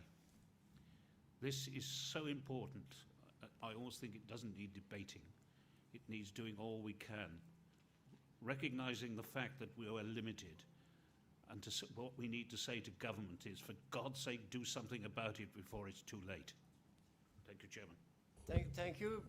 Thank you, Councillor. Next speaker is Councillor Millmore, number 16. Councillor Millmore. Thank you. I will be supporting this motion, but I just have a question. What is a citizen scientist? Is it an actual scientist? What is the qualification of a citizen? I've never heard this term before. Maybe I'm ignorant, but maybe someone can enlighten me. Who would like to answer that? Councillor Hewitt, you mentioned it. Would you like to answer it? Yeah, so basically... Briefly. Throughout the county, different groups like Friends of the Lower Wye, Friends of the Upper Wye, Door Citizen Science, citizen scientists on tributaries like the Yazor Brook or whatever, have been trained by various different bodies. In our own part of the county, it's been the Wye Salmon Association, and they have trained us in the use of the scientific equipment. They're called Hannah checkers, and the processes that we use are then validated through the Wye Salmon Association with Cardiff University. So they're all validated results and validated processes by the university that are running and collating the data. We're hoping that they're going to continue doing that. So basically it's a call for people to get that training from the various bodies. I think CPRE have also been doing some training, and then to go out with groups of people, flinging the bucket in the water, collecting files, putting them in the phosphate checker, checking for temperature, turbidity, etc., etc. And all that information gets collated, and an analysis is made by Cardiff University. So there we have it. And we have hundreds of them now in Herefordshire, because this is a real issue for residents. Thank you very much. I hope that makes it clearer for you. Thank you. Next speaker is Councillor Harrington, number 28. Councillor Harrington. Thank you, Chairman. So the issue here is not that we don't think the river is in a bad state or otherwise. The issue is that we have been left in a position of no decent regulatory authority or support for monitoring both our water treatment plants and our agricultural practices. And I couldn't support the bathing water motion for reasons I explained at the time, but I certainly can support this. And the problem is with our statutory agencies, you know, the EA 2/3 down in their budgets, no further support arriving. What else can we do? We as a local authority don't have the authority over the LUG or the Y. Those are the remits of the regulatory bodies, the statutory national bodies. So what we can ask here, because we have had a huge amount of effort over the last couple of years, Councillor Swinglehurst has been, you know, absolutely forceful and determined in her trying to provide a solution to the Nutrient Management Board and through the other solutions that she's been working through. The leader of the council has, you know, encouraged and has been successful in getting Powys and Natural Resources Wales to engage with us. We're having regular meetings, but essentially we are at the mercy of the statutory bodies, and they are not able, because they are not funded properly, to do their job. So if we bring in a water protection zone, which is unusual and rare, it is not a measure against our farming community, who mostly are extremely diligent in how they apply fertiliser and monitor their runoff. It is probably slightly more pressurising our water treatment plants, but that's something that needs to happen. This is really a mechanism to allow us to get the support, and certainly well, it'll have to be requested. Whether the government does it or not is up to them, but if they don't give us a reason why they wouldn't do it, then they have to answer all the queries and all the issues that we've raised. So I support this water protection zone, and I thank Councillor Stark for raising it. Thank you. Thank you, Councillor.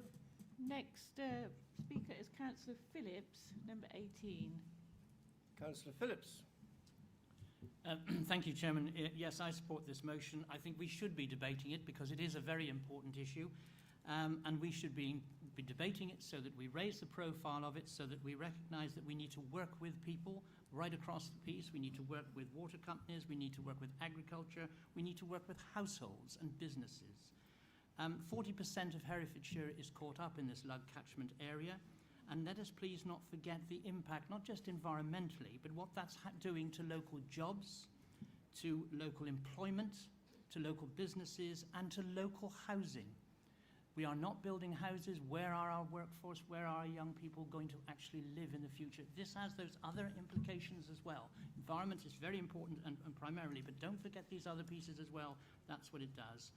We have had, as you know, in my ward, the Wild and the Curl project, which is not just about we can monitor the situation, but we have to start working on solutions and work people to get solutions to this as well, and make government and make agencies see, and that includes the Welsh Assembly as well. I'm delighted to support this motion to urge the cross-party working across not only this county, but across the borders as well. Thank you, Councillor. Next speaker is Councillor Watson. Councillor Watson. Number 8. All yours. Thank you, Chair. Thank you, Vice Chair. I also support this motion. The River Wye runs through my whole ward, and it is very important for the local tourism economy.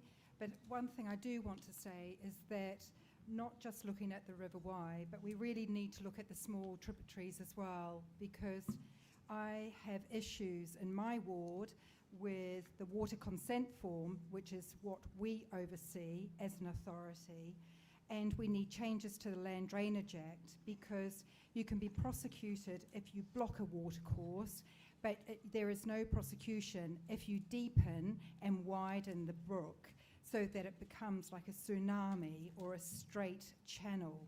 And so therefore I think I would ask officers, or if it could be to piggyback on this motion, that we also look at the small tributaries as well when talking about the River Wye. You know, in our body we have the aortas and our main arteries, but the veins and smaller vessels are just as important. Thank you. Thank you, Councillor. Do we have any more speakers? Last speaker, Councillor Ginman, number 12. Councillor Ginman, final speaker. Well, thank you very much, Chairman, and thank you very much to those who've put this forward as a most important debate that we have. And there's been some excellent statements of the importance of the water flowing through our various streams and rivers, but most importantly ending up in the Wye. I obviously have within my area the mono, and we've been monitoring through citizen science the various tributaries to that. I have to say that the results validated through the University of Cardiff are alarming, are disappointing, and are worrying. I am also most disappointed to find that the phosphate removal technology that's required in my local sewage plant, I am told, is to be put in place by the 22nd of December 2024. Now, as has been said already, there are two problems here. One is that which is flowing already and there, and that which is residual. The residual phosphate levels last for something like 30 years. If we keep chucking this stuff in there, it's going to take an awful lot longer to get rid of it. I do pay tribute to all who are engaged in this. I've had excellent help through the Environment Agency in looking at the various problems locally, and I'm thankful to them. I also would say a big thank you to the agricultural community, with whom I have really engaged in various of the discussions that I've had, and I know have engaged with cabinet members also on this subject. This is not a case of blame on the one side or the other. Everybody's got to get together and tackle this. It is something that is a problem for all. And in so doing, I'm sure there is I know there's technology. I know it's even been developed locally, technology that will help us to get round this problem. So I'm very happy to support the motion. I urge others to do so as well. It is a very important point that has been raised today, and I thank you for raising it. Thank you, Councillor. Chairman, we have one more speaker. Councillor Norman, number 21. Right. This must be the last speaker. Sorry. Thank you very much indeed, thanks. Well, first, it's a quick question, really. Several people have mentioned not just the Wye, but the tributaries, the Lug, the Arrow, and the whole raft of other rivers and tributaries. And I want to be sure that we are actually talking about the Wye system, which is what it actually says, rather than just the Wye. So to be clear on that one is my, just for clarification, really. So I'm getting a nod, so I'm hoping that's the case.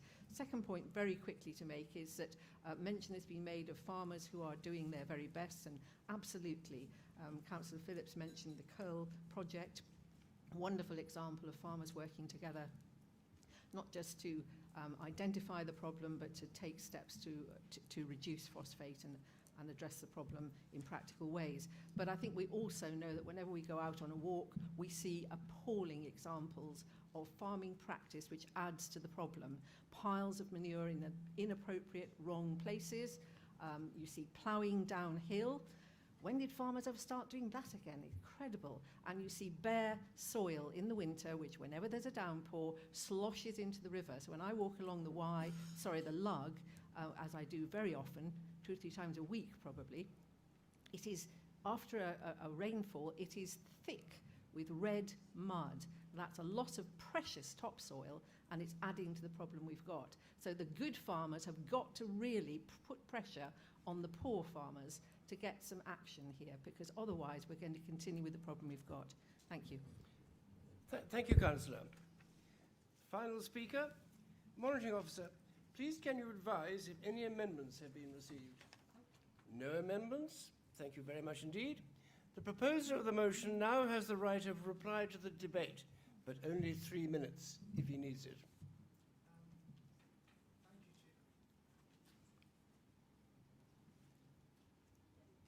Thank you, Chair. I'm very encouraged by the support I've had around the Chamber for this very important motion. I have been asked to agree a slight amendment to the motion. The word to re-engage, to change it to press, and I'm quite happy with that, Monitoring Officer. So, Seconder, are you happy with that? yes. Fine. Yes. I appreciate what Councillor Swinger has said about the fact that the Wye might be protected. I was talking more in metaphorical terms rather than in actual terms of the regulation, to make the point that whether it's protected or not, it has been neglected, abused, and left slowly to die. And I don't think there's any question that isn't the case. Many speakers have talked about their own experiences of what is happening in the Wye. It's becoming a soup of pollutants. In fact, if we are not careful, the water part might become the minority part of the river. And that, I think, is disgraceful. And I really do think we need to use this motion as a wake-up call for everyone, not just in Herefordshire, but everyone who lives in an area that affects the River Wye system, that they have to do their bit to try and make sure that this pollution is not only stopped but reversed. But as I said, I'm very, very grateful for all the support that's been shown throughout the Chamber. Thank you, Chair. Thank you, Councillor. We'll now come to the vote. And I will call the vote, and members are asked to clearly raise their hand to indicate if they are for, against, or abstain for the motion. Now, all in favour?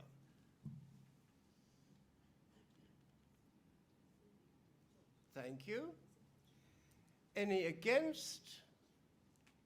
Are you against, Councillor Harrington? No, I'm looking at the screen. Sorry. Oh, I see. Sorry. Yeah, no, I want the Wye to be nectar again. I'm fully behind it. Thank you. Any abstentions? No. That motion is carried. Well done.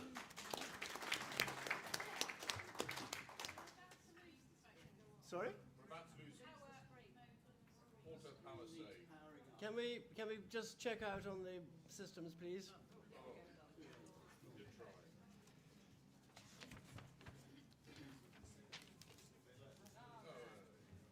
All well? Right.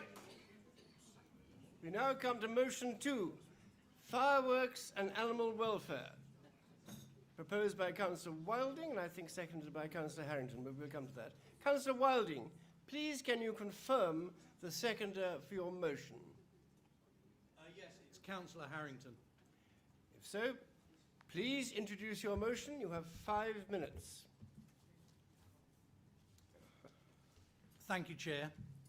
So I do not propose to go into too much detail right now because I think the motion is self-explanatory.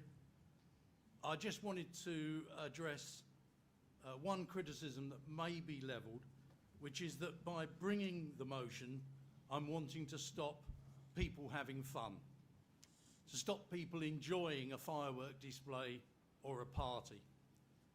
Let me be clear, I'm not trying to stop firework parties.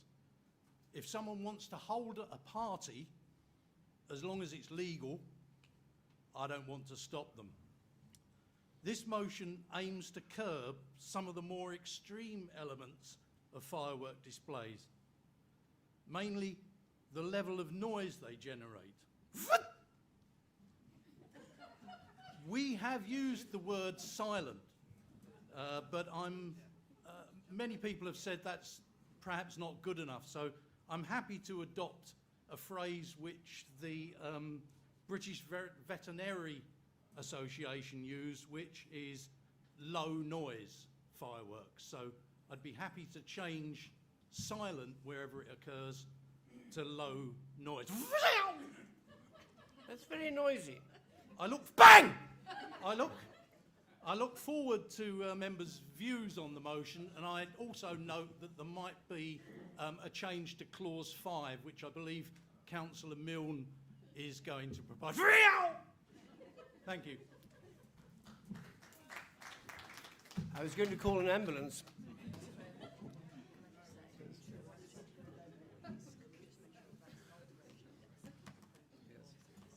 Yes. We need to have the seconder's approval for the change to low noise. Councillor Harrington, are you happy with that? Yes, I am. Thank you. Now, Councillor Harrington, you have the right to second this, and I believe you're going to do so. And do you want to speak now or after the debate? After the debate, please, Chairman. Thank you. And we will now move to the debate. Members are entitled to speak once during the debate for 3 minutes. The Vice Chairperson will be keeping a list of members who wish to speak during the debate, and please, can members indicate to the Vice Chairperson if they intend to speak? And remember, do not be repetitive of other people's comments and allow other members to have a chance to speak. Thank you. So who is our first speaker? First speaker is Councillor Summers. Councillor Summers. Number 8. Thank you, Chair. I have no problem with it except for number 5. To prevent fireworks displays on council-owned grounds. At least on council-owned grounds we have some way of monitoring, etc., etc. Whereas on private property we don't. So to prevent it being used on council grounds, I don't think is, especially we have things coming up this year that people will probably want firework displays, and it's better to do it through council perhaps than have everybody else and they're doing it. So anyway, thank you. Can I just provide clarification? Yes, a point of clarification, Councillor? 28. Yes, thank you, Councillor Summers. Points noted. I think point 5, which we're looking to change, said prohibit on council grounds unless silent in brackets, meaning low noise. But yeah, I understand that. But we're not looking to ban fireworks on council land. Thank you. Next speaker? Is Councillor Ginman, number 12. Councillor Ginman. Thank you very much, Chairman. I obviously declare an interest as both veterinary surgeon, member of the British Veterinary Association, and other aspects of my life in that regard. In so doing, I'm supporting this motion on the very simple reasoning that where low noise fireworks are used, the risk to animals' welfare is markedly reduced. Low noise is defined as 97 decibels at 15 meters. it does have some sense of a way in which it can be measured and can be controlled. And that figure is derived from the normal noise levels that are found in domestic households. In other words, a dog experiencing the normal domestic household noises would not experience something excessive. Every year when the fireworks season comes in, my profession spends a considerable amount of time dealing with animals and their owners who are stressed by the noise that occurs. Something like 40% of dog owners report distress, and 51% of vets also are engaged in this control of before and after phobias and distress. I think sometimes it's also not appreciated the effect on horses. 19% of equine vets surveyed were seeing firework injuries during the year. So this is an important animal welfare issue, and something to which I'm therefore keen to subscribe. But like the proposer, it is not my wish this is completely lost, and that is the pleasure that one sees every year at these events, and one is held within my own village, usually, except for COVID, and it brings the village together. There is an amazing event, but there is no reason at all why these cannot be undertaken using low noise fireworks, and it is that principle that is here being considered and seeking this prohibition of the noisy and those that provide the distress that is so evident to those of us who have had to work with the consequences. Thank you. Thank you, Councillor. Next speaker? Councillor Johnson, number 16. Councillor Johnson. Thank you, Chairman. The RSPCA apparently first brought this to the government, and they were looking at a period of 2013 to 2018 on subjects like animal welfare, to which Mr. Ginman has just referred. That was fully investigated by a parliamentary committee. It went to government, who said that there was insufficient evidence to justify any change in existing legislation. It's also interesting to note that over the same period, 2013 to 2018, there was one, I repeat, one complaint about noise from the public to the police. The RSPCA is now trying again by approaching local councils to get through what they failed with after a proper scrutiny by a parliamentary committee and was turned down. Notwithstanding Mr. Ginman's comments, and I fully appreciate my wife and I keep animals ourselves, but it's interesting to note that over that period, some 20 horses were deemed to have lost their lives through injury, being frightened by fireworks. During the same period, some 5,000 horses were destroyed in horse racing, but we don't have any motions about stopping horse racing, do we? Like most people, I'm fed up with people who believe that they know better than you do how you should lead your life. As ever, I'm reminded that you know where you are with your enemies. It's the sanctimonious activists who want to save you that will give you all the trouble you need in your life. I will not be supporting this, this motion. I believe we should leave people alone to conduct, if there had been, or if there were to be, some serious level of complaint from the public about the noise of fireworks, etc., then I think that perhaps would would definitely justify a further debate. That is not the case. There is no evidence whatsoever to justify changing current legislation, and I will vote against this motion. Thank you, Chairman. Thank you. we might just have to run over time a little bit. So could I have your approval for carrying on this meeting until we've concluded the business, which is this motion?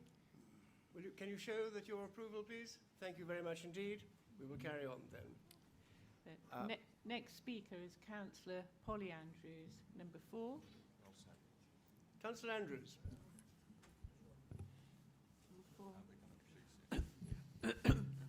Excuse me. Thank you, Chairman. I must say, as a dog owner, I have come to dread both October and November. Fireworks are not now confined to the traditional November the 5th. They seem to start in October and go on in dribs and drabs right till the end of November. I've no desire to stop people enjoying fireworks, because I know many people do, though it seems to be an awful waste of money, rather like smoking. But still, I would like to support this motion with the fact that low noise fireworks should be encouraged to be used. Thank you. Thank you, Councillor. And our next speaker? Councillor Hay, number 14. Councillor Hay. Thank you, Chair. Not to repeat what's already been said a few times, but I have great sympathy with this motion. As a pet owner myself, who ends up with a dog on my lap, who is shaking in fear of fireworks, I can see this from a more balanced point of view. Having been involved with Central Tupsley Community Group for several years, helping to organise a quite successful community fireworks display, I've seen the absolute joy on the faces of young children and families when they're enjoying fireworks. That said, it is number 5 in this motion that I have an issue with. If we could take out the word prohibit, then I think I can probably work with it. But I don't think we should be putting ourselves in a position where we're looking to prohibit fireworks on council-owned land. And I appreciate there has been an amendment to that suggestion.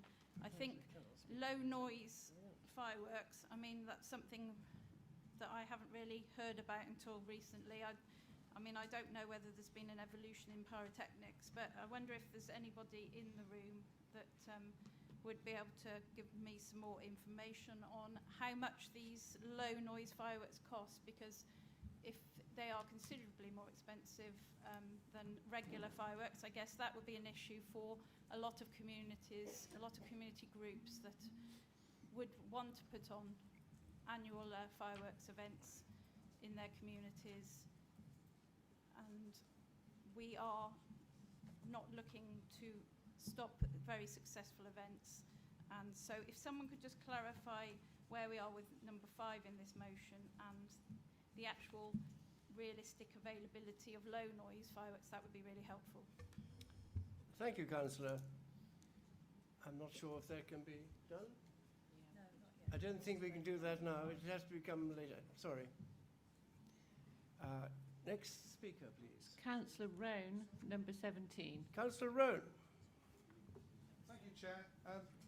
Councillor Jimman's words carry an awful lot of weight when he is probably the most qualified person in the county and probably even in the country when it comes to something like this. That said, though, I'm going to be voting against this. The whole idea of council-owned land, I do believe, and I'm sure that the monitoring officer or the chief exec will put me right. If it's council-owned land, aren't we the custodians of it for the people of the county? I would imagine we are. And so therefore we're going to tell people that they can't use their own land for their amenity. Now, I believe that Ross Lyons use a piece of council-owned land in the south of the county, and I know that the Tupsley Community Group use the quarry for the firework displays. Now, those are 2 very big firework displays, and I wonder how many small back garden displays are stopped and negated because of those 2. I wonder how many eyes, burns, fingers and injuries are stopped because of an organised firework display. When we were younger, I can always remember that our firework display was a group of adults, all blokes, and they'd all have a can in one hand and a lighter in the other, and they'd be setting them off and they'd be going all over the place. If we can do away with that, great. The noise, yeah, well, it is a great pity, but you know, it's part of it. And the reason that we have fireworks on November the 5th was something to do with Parliament. I'm sure somebody will tell me about that. So I will be voting against this today for that single reason. But I'd also like to say that Classic FM this year, and I'm sure there's some other Classic FM listeners here, had a weekend of pet sounds during the traditional November the 5th firework weekend, and you could only make a dedication for your pet.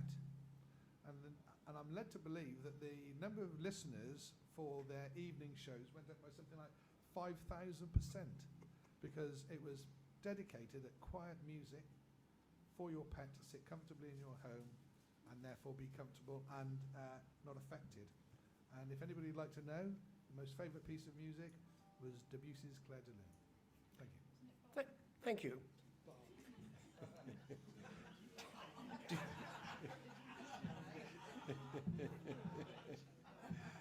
Do we have any more speakers? Yes, Chairman. Councillor Harvey is the next speaker, number 26. Councillor Harvey. Thank you, Chair. I'm as a ward member for Ledbury, I'm really pleased to see this notice of motion come forward.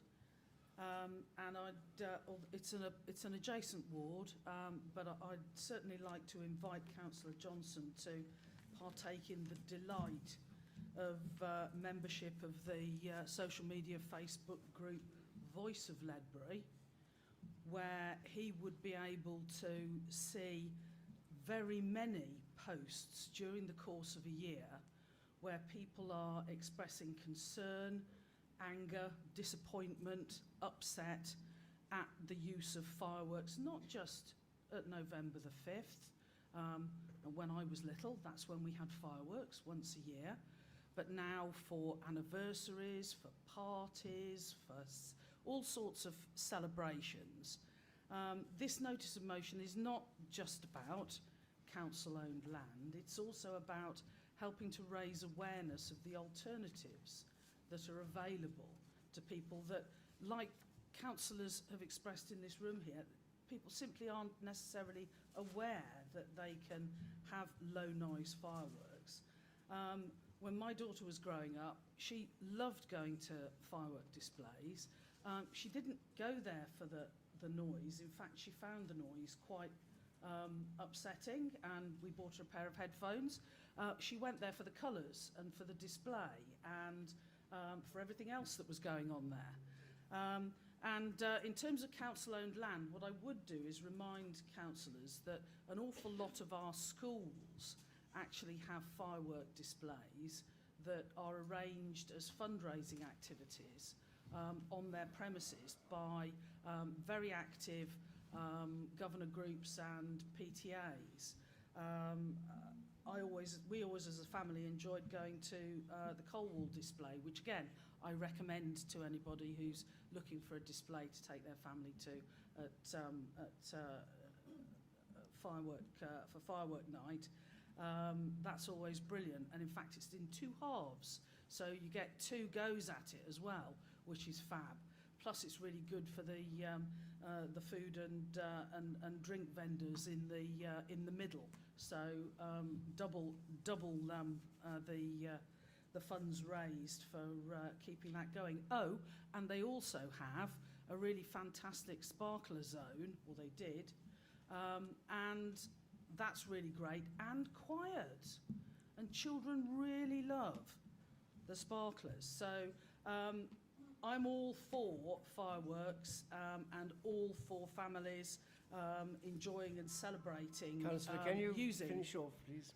Using fireworks, but I think I'm not in favour of the freedom to, arguing in favour of people having the freedom to damage and distress other people and their animals. So quiet fireworks, thumbs up from me, and I will be supporting this motion.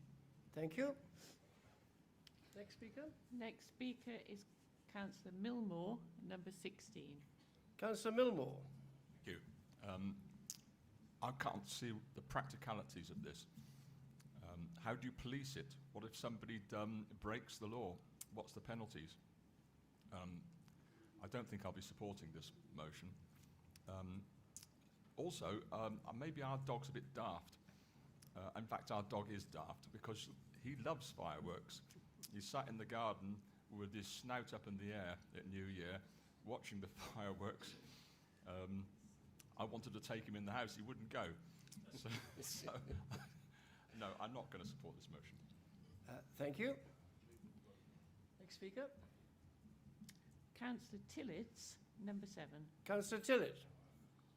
Thank you, Chair. I'm moved to speak by some of the comments that have preceded me. Firstly, I don't understand colleagues' worry about the fifth element of this motion, because it is not prohibiting firework displays on council grounds. It's on council grounds except where these low noise fireworks are used. So firework displays at schools and on community grounds can continue as they have done for decades. We are just saying that these low volume fireworks must be used instead. I hope I can provide some clarification for Councillor Hayes' request about these low noise fireworks. I am reliably informed that the Hereford branch of Sainsbury's this year only sold low noise fireworks. I don't know about the price of them, but clearly they must be commercially competitive for a big store like Sainsbury's to consider moving over to them. And I'd hope that this motion might encourage more of the big retailers in the county to do the same. As for those who object to people being prevented from doing what they want to do, that's all fine and well, except where it has a major impact on other people. I'm astonished that there are councillors here who haven't had complaints about noisy fireworks, because I've certainly had plenty, and as Councillor Harvey rightly points out, social media platforms are a chock-a-block with them, and perhaps the people who don't complain are because they just fear that it is a fait accompli and it's a waste of time complaining. And remember, please, that we are not just talking about animals that get stressed, or indeed animals that bolt and run and are lost, but also the impact on people, particularly on those with conditions including autism, who find the noise abhorrent and invasive. This isn't an issue of personal liberty, it is an issue of personal responsibility to the community in which we all live and represent, and I shall certainly be supporting this motion. Thank you. Thank you, Councillor. Next speaker is Councillor Swinglehurst, number 11. Councillor Swinglehurst. Thank you. As a career politician, one of my first jobs was at Hay on Wye, clearing up the firework debris from the big display at the end of the Hay Festival, which was held in about a 40-acre field outside the town. The farmer wanted to put his cattle back in the field and didn't want them ingesting any of the literally millions of bits of silver foil that were scattered all over it. So I set off with a bin bag and spent hours picking silver foil out of cow pats, which has always seemed a metaphor to me. But anyway, so there are various areas of legislation that pertain to this motion, and I won't go through that, they're in the agenda. But it does include that it's an offence to cause unnecessary suffering to any captive or domestic animal. And the latter is very important in the rural counties such as Herefordshire, where animals are not only pets but also livestock and indeed livelihood. The government advises that fireworks must not be set off near livestock or horses or close to buildings housing livestock. So there's a lot of legislation, but not enough education in my view. And I'm very pleased to see that awareness raising is included within this motion, because a lot of people literally, they're not aware of that government advice. And indeed the quite heavy fines that can follow. But I do have a concern that by placing obstacles in the way of organised displays, which are often important community events raising funds for local and national charities, properly run with due notice given, consideration to neighbours, there's a risk of more amateur displays taking place over private land, and we would have no control there. So I would therefore ask that the motion is precise in the definition of low noise, which is Councillor Ginman has already mentioned, and that consideration is given to replacing prohibition with an encouragement to use low noise on council land, and that there's some idea of reviewing any changes for any unforeseen outcomes. Thank you, Councillor. Next speaker is Councillor Tyler, number 27. Councillor Tyler. Thank you, Chair. Can you hear me? Yeah. Thank you. I'd just like to support this motion. And the fact is that we aren't going to prohibit using fireworks. It's when we look at controlled events, it sometimes affects neighbourhood amenities as well. In particular, the Tupsley firework display did create a traffic issue, and there was a lot of neighbours that were affected by cars parked everywhere. I also like fireworks, but I must remember that the noise will affect our animals and our wildlife. In terms of what do we mean by a quiet firework, well, at the moment there is no label or decibel on fireworks at this present time. So until legislation has changed, it would be very difficult to do that. But what I'm trying to do, like the rest of the councillors, is to raise the awareness to protect our animals and to remember that, you know, at the end of the day, our rural communities also have a duty of care to neighbours and animals. So I recommend that this motion is carried as well. Thank you. Thank you, Councillor. And the next one? Is Councillor Balderson, number 23. Councillor Balderson, all yours. Thank you, Chair. I am finding this quite difficult, actually, to determine which way I'm going to vote. Growing up in Australia, it is illegal to buy, possess or discharge fireworks unless you hold a pyrotechnics or single-use license. So I've grown up in that environment. But looking at the words specifically in the motion, something similar to Councillor Swinglehurst's position, the words of encouragement and actively promoting, I think, are very positive. But I've had a number of constituents contact me to try and support this motion because of concerns around their animal welfare. But then I've also had some other constituents talk about the use of low noise, or even this we specifically state 90 decibels in the motion. I don't, and the fact that all the fabulous fireworks that we all like enjoying, you don't get the same effect from low noise than you do from those that create a greater degree of noise. So for me it's very difficult, because I think based on the wording, I would support something around low noise, but not specifically outlining in our motion of 90 decibels. But I also struggle with the word prohibit, because legislatively, you know, we're not, the government does allow fireworks displays. So I'm still of two minds, but most likely leaning, unfortunately, to not support it purely down to the words within the motion. Thank you. Next speaker, Councillor Shaw, number 10. Councillor Shaw. Thank you. That is timely. I was about to make a point of order.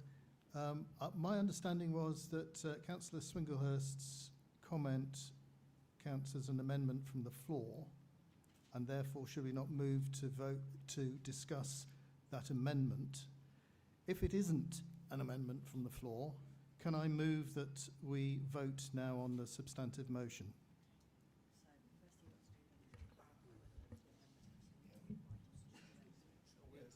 Councillor Swinglehurst, were you actually making an amendment or not? If so, I need a written statement.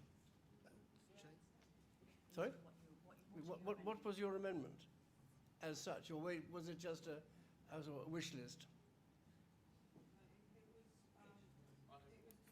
In 5, prohibit to encourage the use of. So it's encouraging the use of low noise fireworks on council land. Do you want to, I mean, if you want to make an amendment, we need to have your amendment in a written form. Sorry? Yes. Councillor Wilding. Well, yeah. Do you agree to that as an amendment?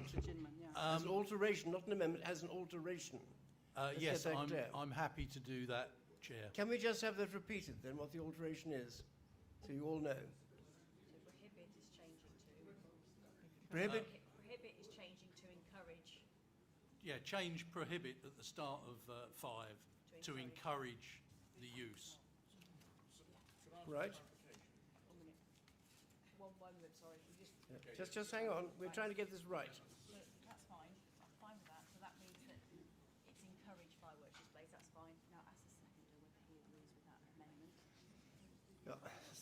Councillor Harrington, are you with that alteration? It's not an amendment, it's an alteration. It's an alteration. I was going to actually, we were going to propose a complete change to 5 because of the concerns raised, and I've got the wording here.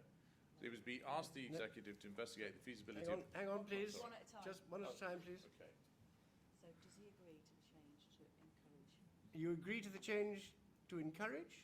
Is that correct? I agree to that if that's the option I've got, only option I've got, yes. It's perfectly acceptable. Fine, thank you. No. Then we've got a question over here. We also have the motion, the second, that the motion, the question be put. Do we have a second over that? Yes, we do. Councillor Andrews has seconded that. You've got to decide whether it's sufficiently debated. Yes. So you've had 13 speakers, and you've got 1, 2, 3, 4, 5. So you've got 6 more to speak. Take out the 90, because if you look on the website, I've just Googled, it's 100, it's not 90. So have you decided that it's been sufficiently? Two more speakers. 2 Two more speakers. more speakers. We've got clarification. 2 more And we've had the clarification point. I don't know who's the next to speak. Yes, go on. What's your question? Simply change the word prohibits to encourage, because then it says encourage fireworks displays on council-owned grounds except where silent fireworks are used. So we need to change the wording of the whole thing to encourage the use of low-noise fireworks in fireworks displays on council-owned grounds. Except where, yes. So yes, Councillor Wilding, happy with that? Are you happy with that, Councillor Wilding? Yes. Councillor, check with Councillor Harrington. Councillor Harrington.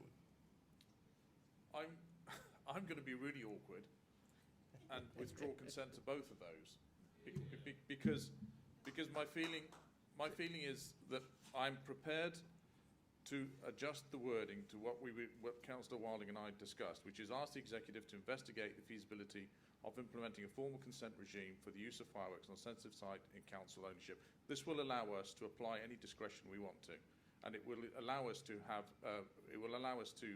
essentially make sure that on council land we are using low noise. Okay, so he said no to that. So now you go back to Councillor Wilding and see whether he agrees to that alteration. Councillor Wilding, what's your opinion on this alteration? Yay or nay? Can we take a moment just to consult on this and get the wording correct? Yes. Can we have it on the screen, please, as well? We need it in writing Oh, he as sent well. it to me. Councillor Janssen. Can I just say that we need to change 4 as well then? You need to change.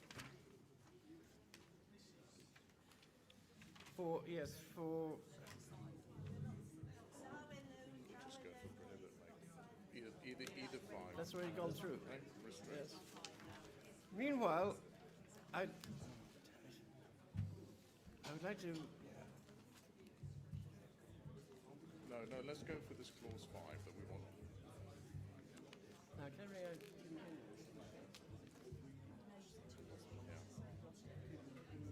Yeah. Right.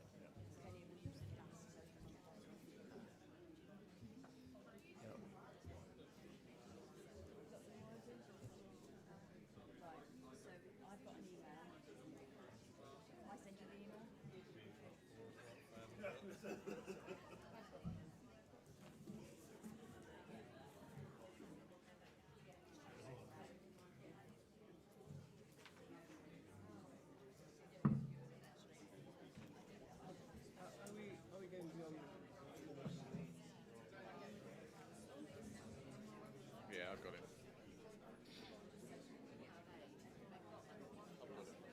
Yeah, okay, okay, okay, yeah.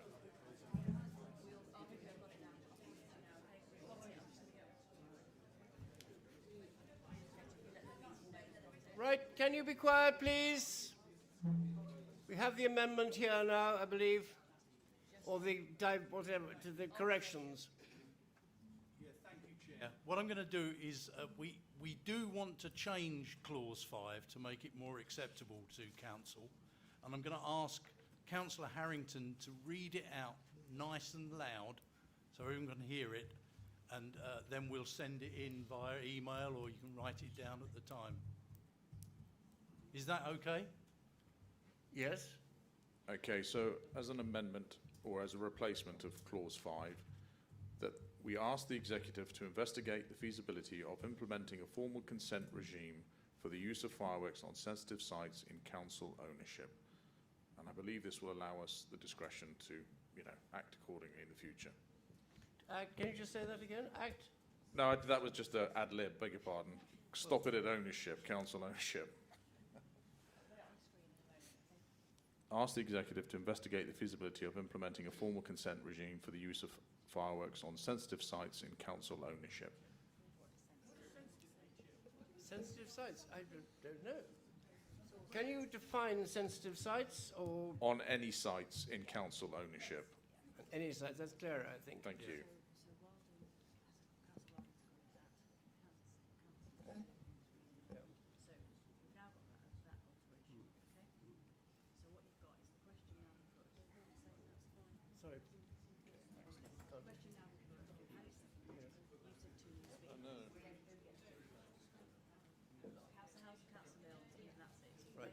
Right. We've got 2 more speakers, and then the question will be put. Councillor Howells, and then Councillor Mill. Thank you.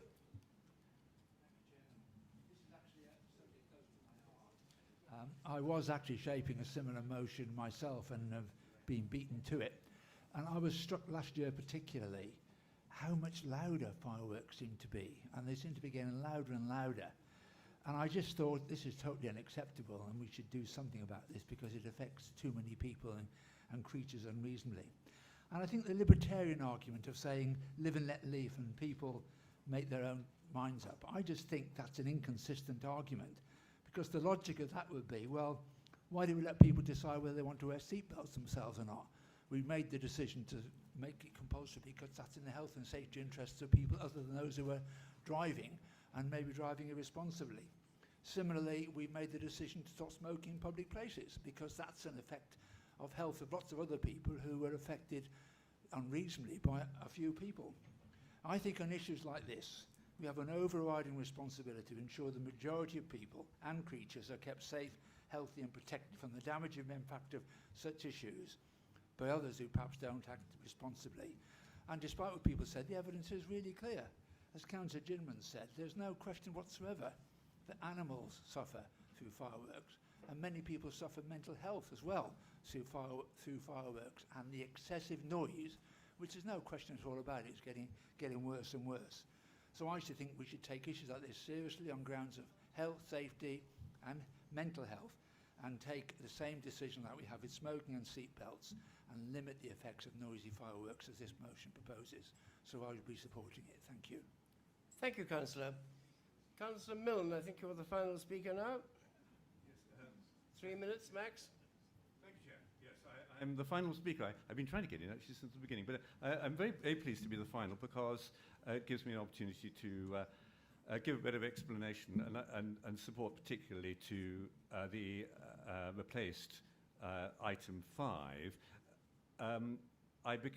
Because I was involved with the discussion leading up to the submission of this motion following the New Year's fireworks displays, and there'd been a display in Castle Green, and there'd been quite a lot of complaints about it. I was sent a video with a rocket that had been sent off sideways into a crowd of people, and it was alarming from perspectives other than merely the noise.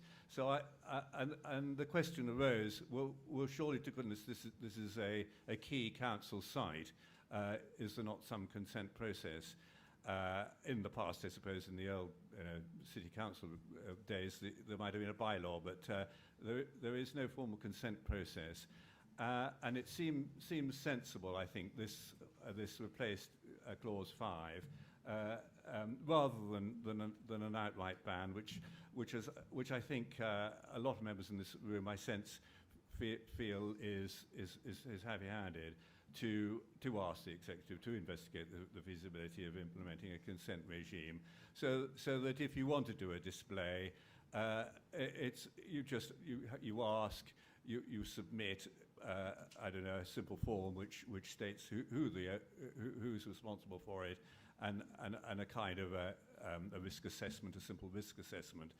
This doesn't impact on what you do in your own back garden. It doesn't impact on what you want to do, in friends' gardens. You can, it's not trying to control people's lives. It's just a sensible, responsible course of action for a local authority to take, where it can exercise control in major public spaces where lots of people are around, and not necessarily people who are invited to fireworks displays. And so I'm really pleased to support this motion with the amendment of clause 5, if that's acceptable. Okay, thank you. Thank you, Councillor. Now come, if there are no further speakers, and we've had this alteration on the screen. Do we have to accept it now? Yes, please accept it. Accepted, right? Sorry, Councillor Summers. I just wanted to question. No, sorry.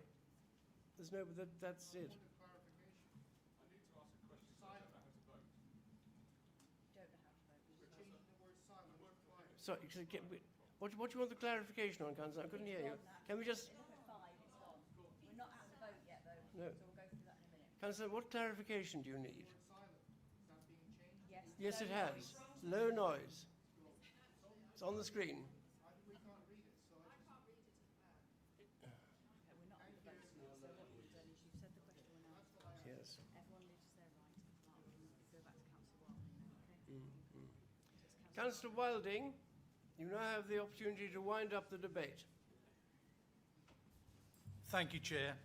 I really welcome everyone's views on this, because it is a difficult thing to get our heads around. Obviously, there will be arguments to say that things should be left as they are, and I take what previous councillors have said. Seat belts, smoking, there's loads of other things which could have been left as they are, but have been changed, I believe, for all of our good health and for our futures. So I can't take that as a reason to not change things. I believe the time is right for us to make this change, and most people understand that people who shout loudest, who make the loudest noise, should not always get their own way, and so therefore I really do want to see this motion passed. Thank you. Yep. Remember, the word silent has been changed to the words low noise. And I believe your seconder is happy with that as well? Thank you. All there. Now we move to the vote. I'm going to call the vote, and members are asked to clearly raise their hands to indicate if they are for, against, or abstain for the motion. All in favour?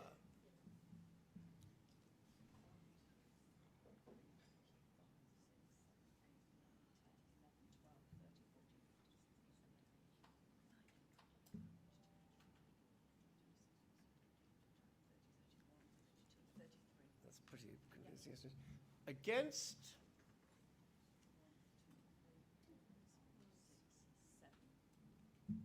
7. And abstain? 1, 2, 3. Right. Well, the motion is carried. Thank you very much.